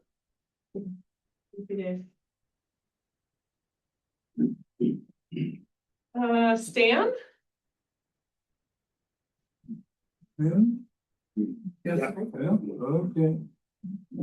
I'll come up here so I don't have to shout, I guess. Would you like to hear? Could you state your name and address, sir? Yeah, Stan Adams, 26510 Redlands Mesa Road. I'm a couple miles away. No, I guess I'd like to first reflect on how these CAFO regulations were adopted. And I recall that it was a result of injury experienced by neighbors of these things. And the right to farm,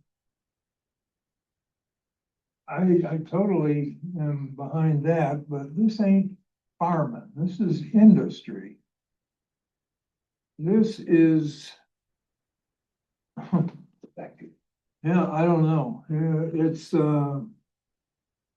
animal husbandry defined by the devil. So I believe that these regulations, land use regs, are the minimum, and the possibility of 50% setback reduction is really nothing but the addition of insult to injury for these neighbors. I'm in solidarity with the neighbors. I'm miles away, but could be next to me. They'll suffer whatever health, noise, odor, and lifestyle compromises that just dropped out of the sky on them. And their property value will be significantly reduced. That would be, in my opinion, something like a non-judicial taking. Not right. I'm going to focus, though, on the water consumed by these hens. My research shows that Mr. Hostetler's estimate of 1,000 gallons a day is way off in hot weather. And we're getting nothing but more hot weather. I find that 3,700 gallons a day is the reality of the situation, not 1,000.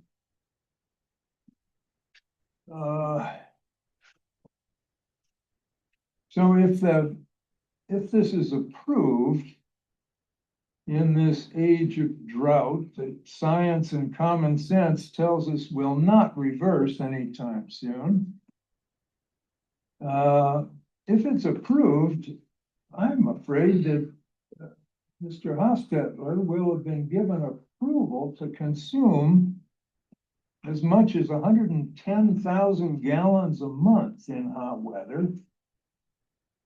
That's at the rate of whatever that was. All right, Stan, I'm gonna ask you to wrap it up here. Okay.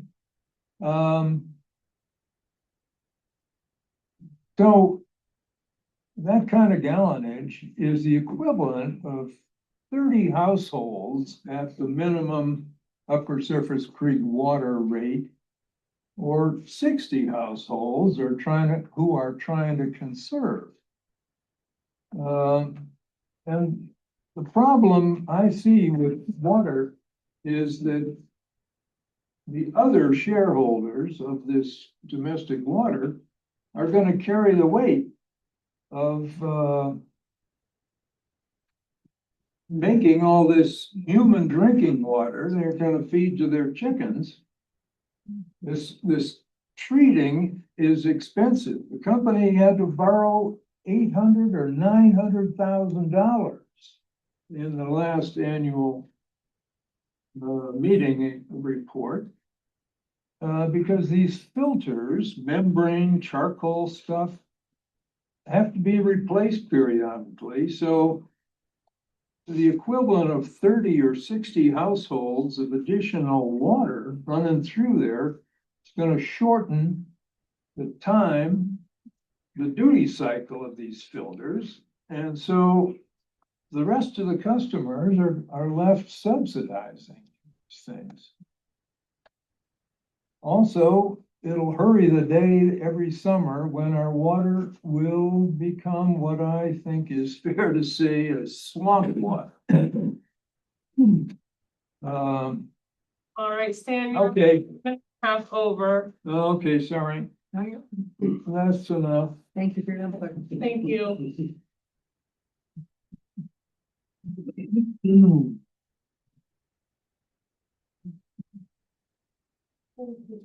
All right, we're getting there, folks.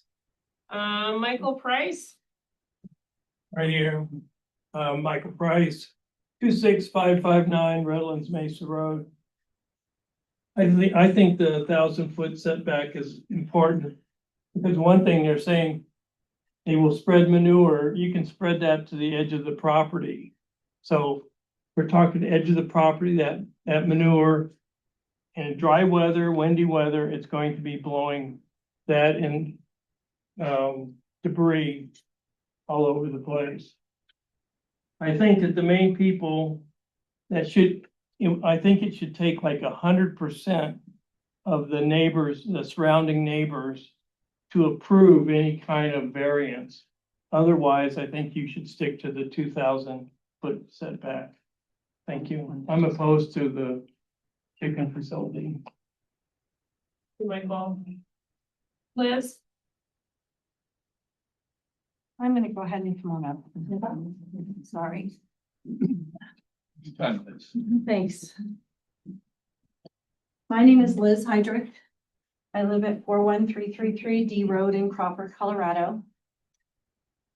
I'm a mother, grandmother. I'm a licensed real estate broker here in the North Fork and Delta County primarily for the last 21 plus years. In the beginning, my career was primarily attending meetings like this to help people subdivide their property. You can imagine that those meetings were equally as emotional and heated as these are. And at that time, the concerns were primarily coming from the farmers and ranchers that were upset that indeed there would be smaller parcels, more traffic, more small cars pulling out in front of them, more driveways, and interruption to their irrigation systems.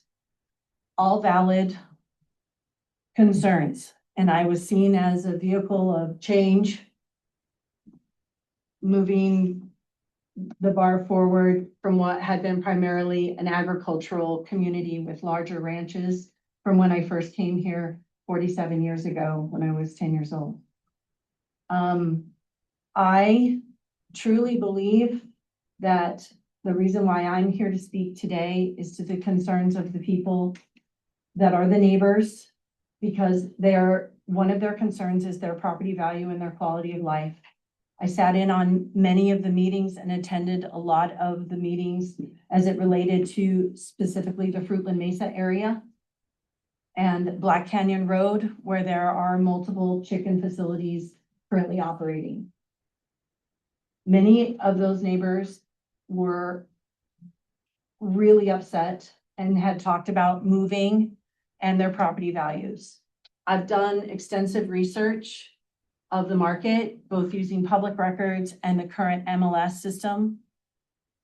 And there is absolutely no evidence that properties are not maintaining their value and actually increasing in value. There's also very strong evidence that neighbors that I've now spoken to that are my friends, my peers in this community that own contiguous property to these chicken facilities have changed their mind on how they feel about their neighbors and the agricultural operation that is right next door to them. They are not moving. I do not have any new listings that are related to, and even if I hadn't gotten the listings, there are no other listings where people have sold because they just had this horrible experience. They are not leaving. They are staying and they are much more at ease with the operation, and they have really no bad experiences. I have a full price offer today to Reuven Lerman's property, which is directly next to Saddle Mountain Layers. No impact on his home value. And his wife was there today. I called her and I said, you guys were some of the most vocal against Saddle Mountain. How do you feel today? And they said, we love them. They help us. They plow the driveway for my wife when she's in town and I'm not.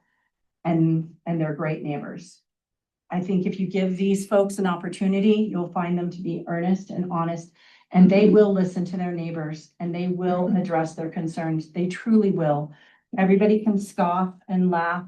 It is hard for me to come up here. It could be a career-ending moment for me as a person who makes a living. I'm sure no one will ever want to use me as their realtor for speaking up. So I don't come here with a light heart or with any negativity. I really genuinely believe, as the mother of an ag teacher and the mother of a rancher, that this is an agricultural pursuit and should be seen as such. And I know from living and working in this environment that I do not have anyone tell me they will not buy a property next door or live next door. Most of the time, they don't even realize it's there. I have to point it out. I just sold a $2 million property to people that have a chicken barn on every single side of them within a mile for $2,750,000. Today, she said, my kids are catching frogs in the pond and this is the happiest we've ever been. And they're moving out of Basalt because it's all residential and they want to come back to an agricultural community. Thank you for your time. Thank you, Liz. Welcome. All right, I think we just have one left. Nellie. I knew I was gonna come after that one.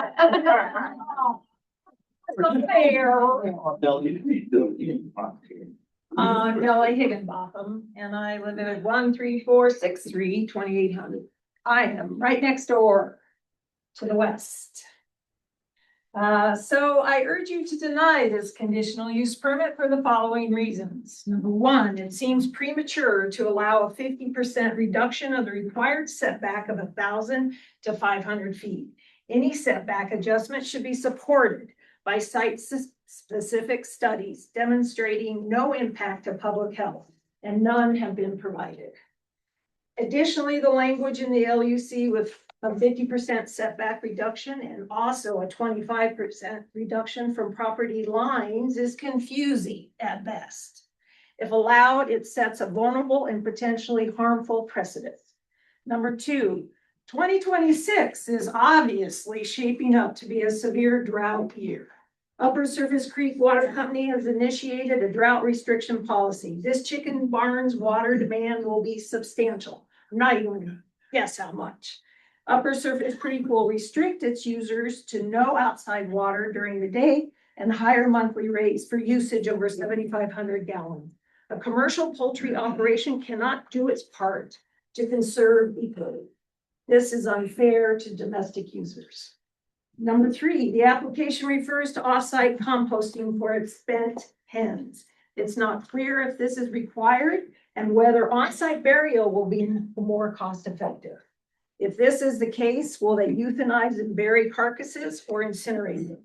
Repeated on-site burial risks soil contamination, affecting groundwater and nearby wells. Incineration can produce air emissions and ash can contain heavy metals. These practices could threaten public health and local water quality.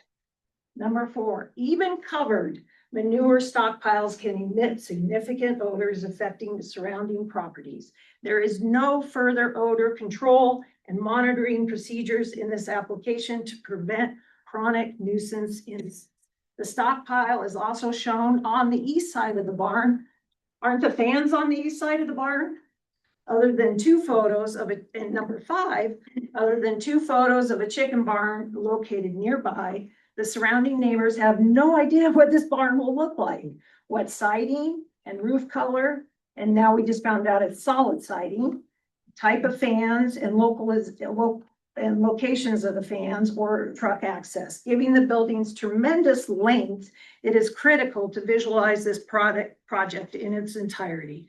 The build site also lacks trees and shrubs, which Crawford may have, we don't, to add any visual buffer. There are no photos, sketches, or displays presented with this application or at the neighborhood meeting to dispel our concerns. In conclusion, the planning department, which Naomi brought up, should uphold their own principle, which says, please let me do this.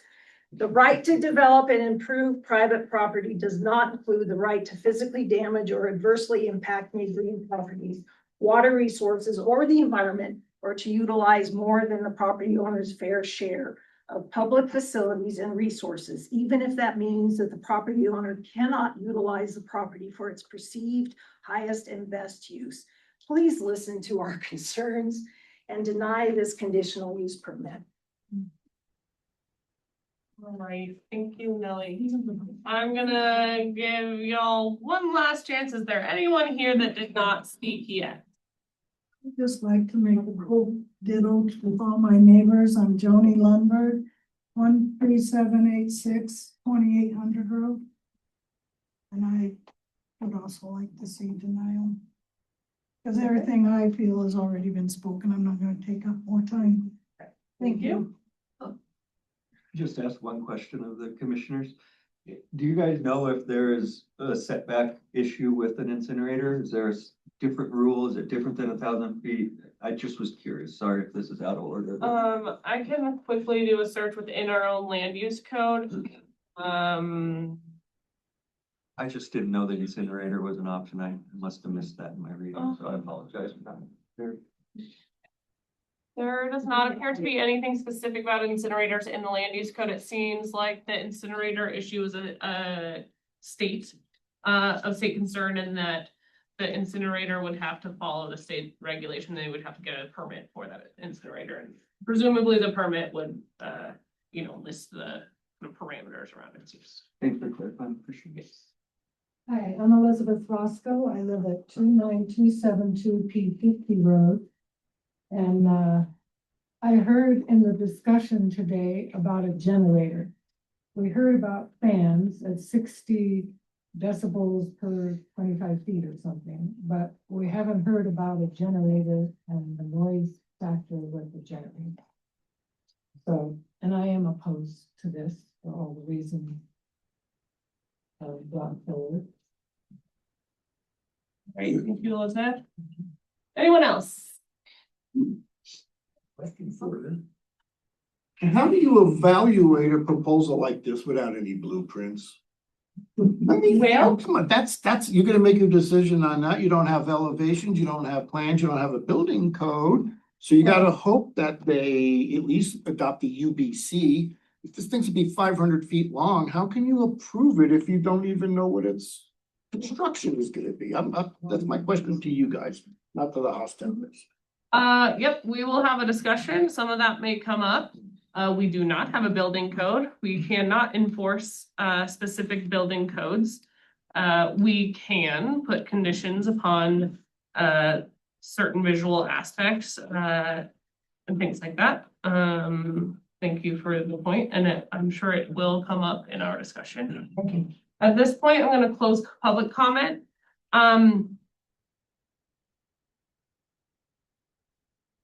There's a lot of things to consider. I'm sure this is going to be a bit of a discussion. We have before us the proposed conditions that the staff made. That we have a list of conditions that the staff recommends, and then a list of further conditions we might want to consider. Before we get too far down that road, I guess I would ask the commissioners if anyone right off the bat is trying to make a motion to deny before we get too far into debating these things. I'll make a motion, we continue this to our next meeting so I can go home. All right, does anyone second that motion? I did. Okay, There was a motion on the table from Commissioner Mounts to continue this matter until next meeting to wrap things up. Commissioner Braun second that motion. All in favor? Aye. All opposed? I, Aye. Nay? Nay. Nay? Nay. Nay, 1, 2, 3. Would you like to weigh in? No. Okay. So the motion does not pass. We will continue the conversation about this. Does anyone else have a motion right off the bat? I don't have a motion, I just have, I'm having trouble considering this without the setback coming into play, and I don't. I would agree. Trying to bifurcate it, but I think you can't. If you were looking at this proposal with the conditions, with a 1,000-foot setback, it's a little easier to consider. Yeah. That can happen. Yeah. That can't happen. I know that, but I just don't see, I have concerns about the dust, the water, the noise, and I just, with a 500-foot setback, something less than 1,000, I'm concerned that this plan will probably have a negative impact on the neighbors, and I don't think we should do it that way. John, was your suggestion to kind of consider those two things separately, the setback issue separately from the rest of the application? Was that, correct me if I'm wrong, because the commissioner ultimately have the responsibility of saying whether the setback is reduction is granted. And if they grant the setback reduction, then we would want to then consider the conditions.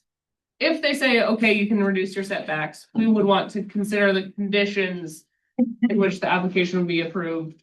Because we can't really determine the setback issue, but I agree, I'm having a hard time separating them. And the conditions are kind of dependent on whether it's 1,000 or 500. I got a question for the applicant. Sure. Did you use a realtor to buy the property? Yes. Did the realtor ask you to go to the planning code before you bought the property and figure out what the rules and regulations were on opening this kind of facility? I went to the planner before I had a contract on the property. And what were you told? We were under the understanding we need to stay 1,000 feet away from a house.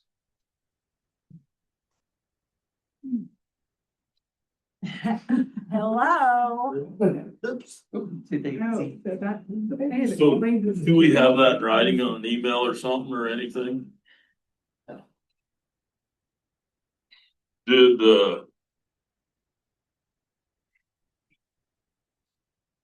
I mean, I'm just trying to, Delta County's been so ambiguous for so long, and now we got planning and zoning. Unfortunately, it's here. And I hate to say this, but our job is to enforce that planning and zoning. But everything in the planning and zoning code has a loophole. So, I mean, and Liz is probably gonna beat me for this later, but some of this falls back on doing your due diligence before you buy a property. The one in Montrose County, did you guys know all the requirements before you bought it, purchased, built it? Or I mean, Montrose has a whole different, they have building codes and everything where you have to make sure things get put together. Did you go through the process before you bought the ground or after? Delta County, Okay, but Montrose County, the chicken house is considered ag and doesn't fall under their zoning or their building codes. so we do have the Right to Farm Act in the state of Colorado also. So I mean, this is a tough,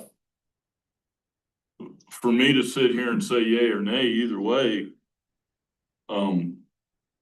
There's a lot of concerns that we need to address, and that's why I wanted to continue this, because to sit here tonight and make a decision on this one way or the other is a little tough. Wayne, did you have something to say? Yeah, I wanted to echo what Tony just said. To my way of thinking, Mr. Hostetler didn't do his due diligence when he purchased the land.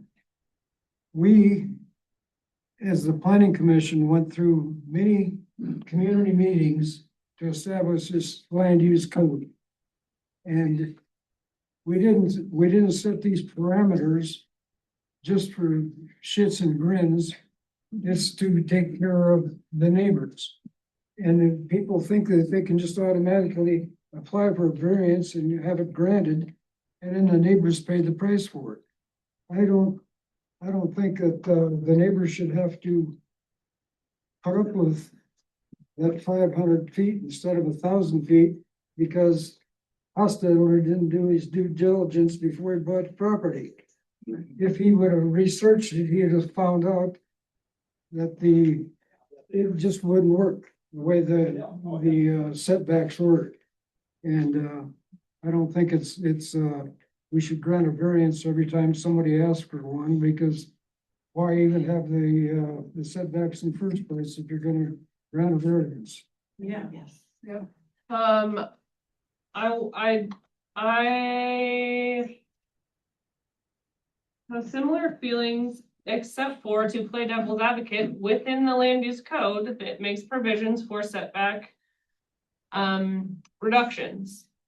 And as we've considered, or as we've heard already, there's some disagreement as to whether the 50% from residential uses applies or the 25% reduction from property lines.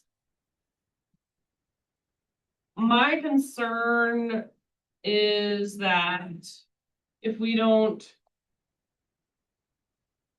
fully consider these conditions and say kind of worst case scenario, this goes to Board of County Commissioners and they say it's a 50% setback is okay. If we don't have good conditions suggested, that then there's no control over what happens. So many of the neighbors would probably think best case scenario is that they deny it. Potentially a more likely scenario is that the Board of County Commissioners will grant the setback reduction. And if they do that, what sort of conditions do we want to put on the project that would go the farthest to address some of the neighborhood concerns?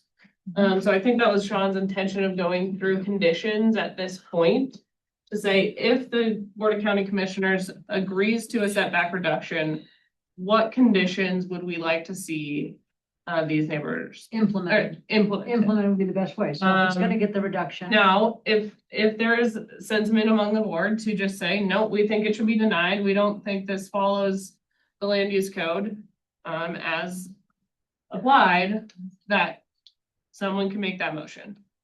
If no one has a propensity to do that, I do think we should go through potential conditions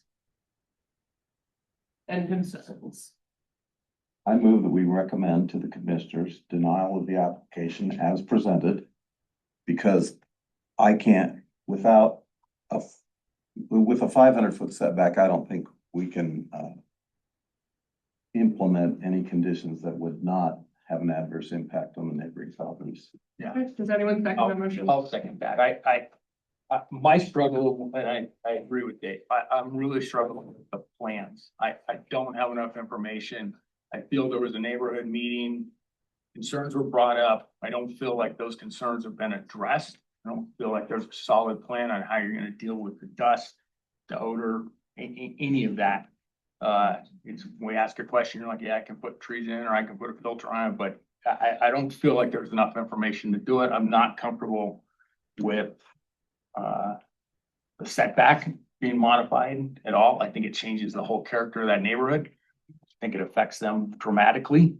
So I'm gonna say something before we vote on anything, guys. Yeah, we can have a conversation, we can have a discussion about the motion on the We table. don't wanna Yeah. stick our head in the noose. Yeah, so there was a motion on the table from Commissioner Merrick to deny to recommend to the Board of County Commissioners that we deny the application as presented. There's a second by Commissioner Inholm. And then I'll open it up for conversation before we take a vote. So I can ask a question of staff real quick. If we deny it now based on that, they still have the ability to come back with a revised plan. Is that accurate? They have the ability to go to the board. Board of County Commissioners. To go to the commissioners for determination. So the other option with which Tony did propose is that we table it and potentially request some more information to be presented at the next meeting. It's essentially if you want to recommend denial and it's all out of our hands, or if we want to hear more next time. Okay, here's, A motion and a second, you gotta vote. We are allowed to have. we're allowed to have discussion on the motion. Colorado right to farm laws enacted in 1980, CRS blah, blah, blah. Protect agriculture operations from public or private nuisance laws. If they use standard non-neglecting farming practices, these laws shield against complaints regarding noise, odors, dust, and machinery, particularly when farms existed before non-surrounding agriculturals.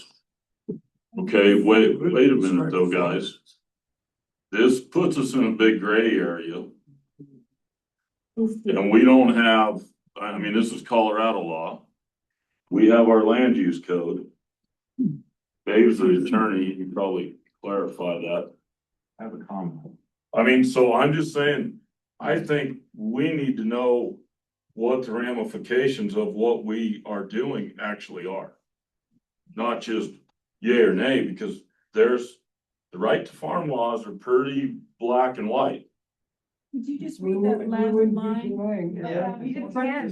I understand, Wait, but public there's, comment is over, please. that's, Tony's question is whether this puts us in a, if we're recommending denial, if we're putting ourselves in a tricky situation going against Colorado right to farm laws.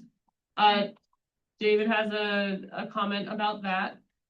What you just read, the right farm law, says farmer is protected from a private nuisance action by a neighbor. That doesn't affect the Delta County Planning Commission. We're not taking a nuisance action against them. We're just following the code. Okay. Lance, you seconded the motion to recommend denial. Do you have any further commentary or? I already addressed, I just don't think the plan is adequate for us to make a decision. Without even a building plan, without the blueprints to see what the building's gonna look like, I just think it's inadequate for what they're asking for. Lane, do you have anything to say or question? I don't think by denying it, we're anywhere as close to denying the right to farm act. This operation is the only one we're talking about. Okay. Dave, any further comments? No. In support of your motion? Cindy, do you have anything? No. You want to address? I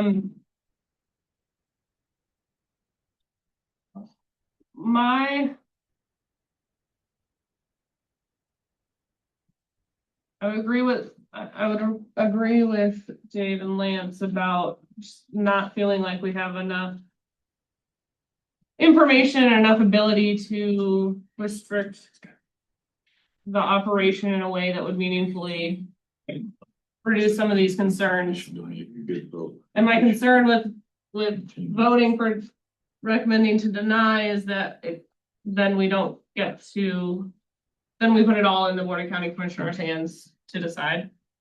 That's the case no matter what. But we're kind of hamstringing ourselves in terms of being able to make any further suggestions. I'm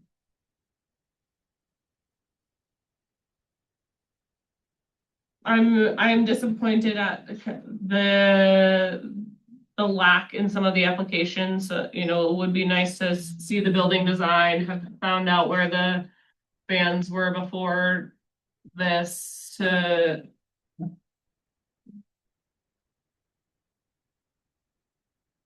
And I'm wondering if, yeah, I guess I'm wondering if continuing would be better than just denying, but yeah. You can vote. Anyways, yep, I can vote, I can vote. Fail, then you Yep, can do a motion to exactly. table. All right. Our newest member. Any thoughts? I'm in agreement that there is some missing pieces to this thing. I like your thought on the aspect of not denying it 100%, maybe getting some more information to the table before we pass it on. Mhm.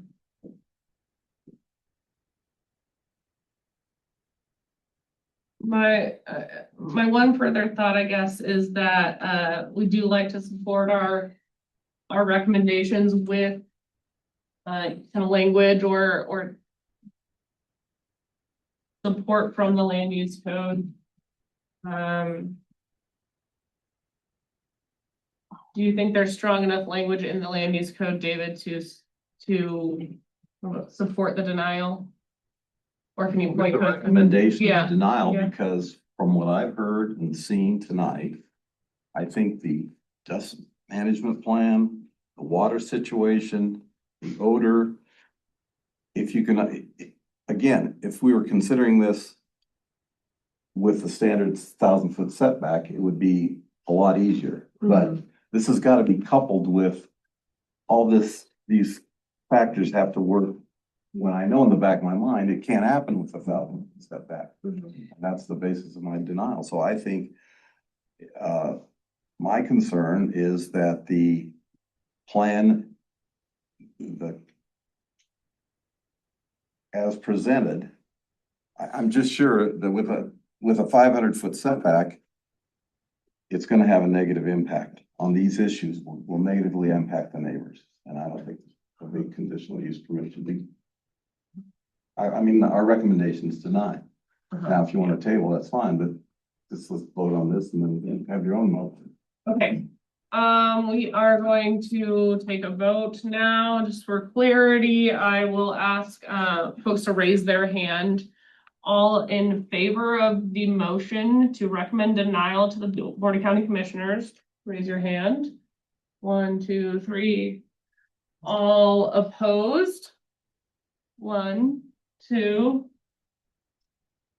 I abstain. What did we decide about abstaining?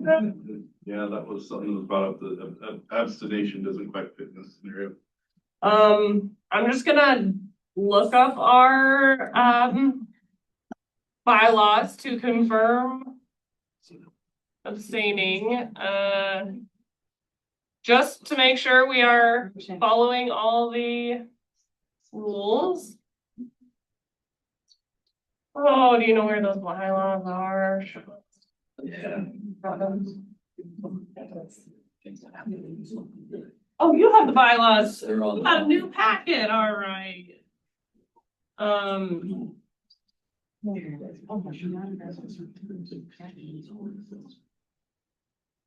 Sorry, guys. I just want to make sure we don't get ourselves in trouble by breaking our bylaws in the vote. Okay.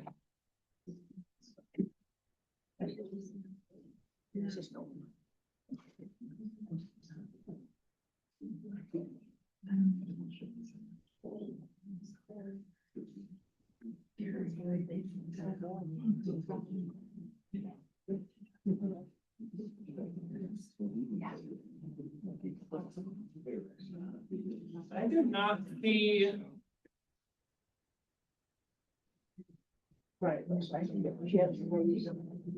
I do not see anything in our bylaws about abstaining.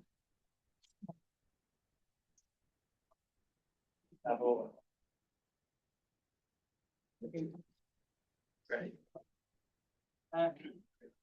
So no, it's a question we've had before.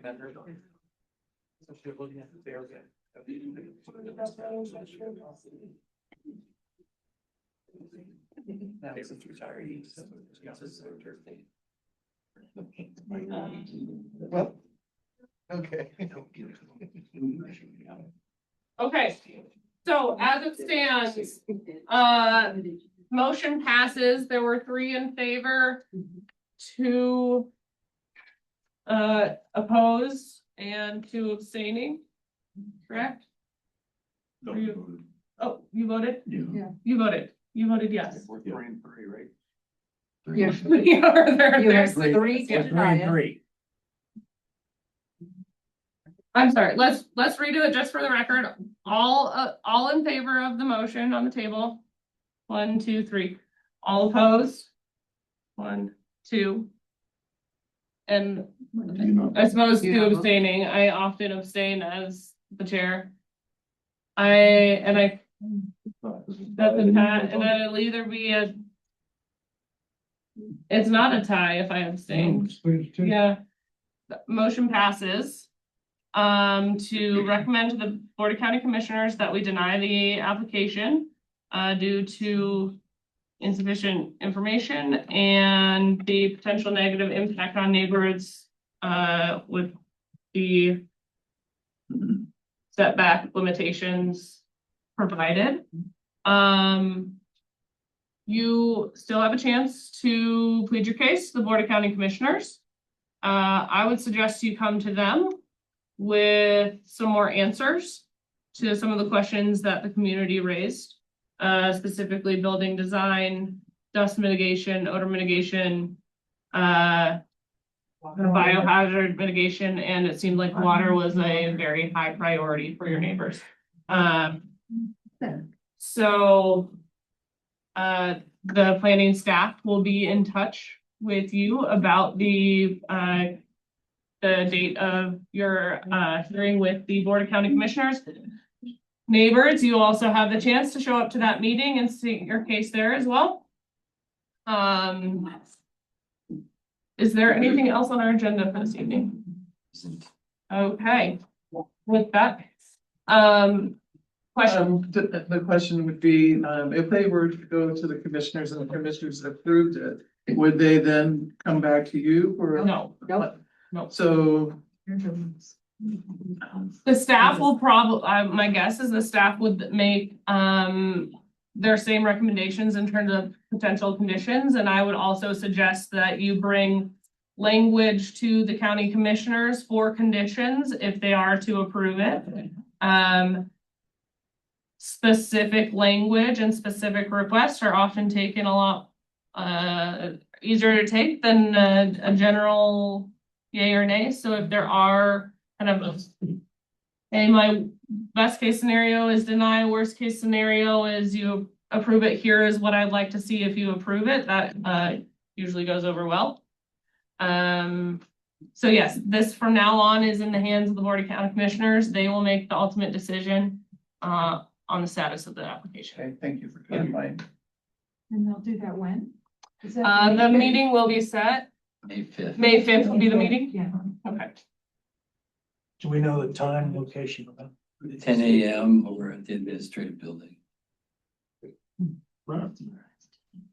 All right, thank you so much for coming out. It's important the public participates in this sort of thing. Thank you applicants for coming. Thank you for everyone for being respectful. Have a great night. Meeting adjourned. Thank you.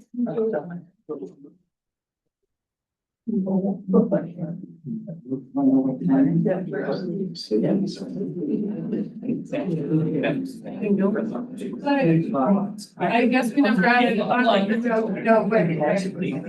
Yes, right, great, high. And again, we don't have a clear,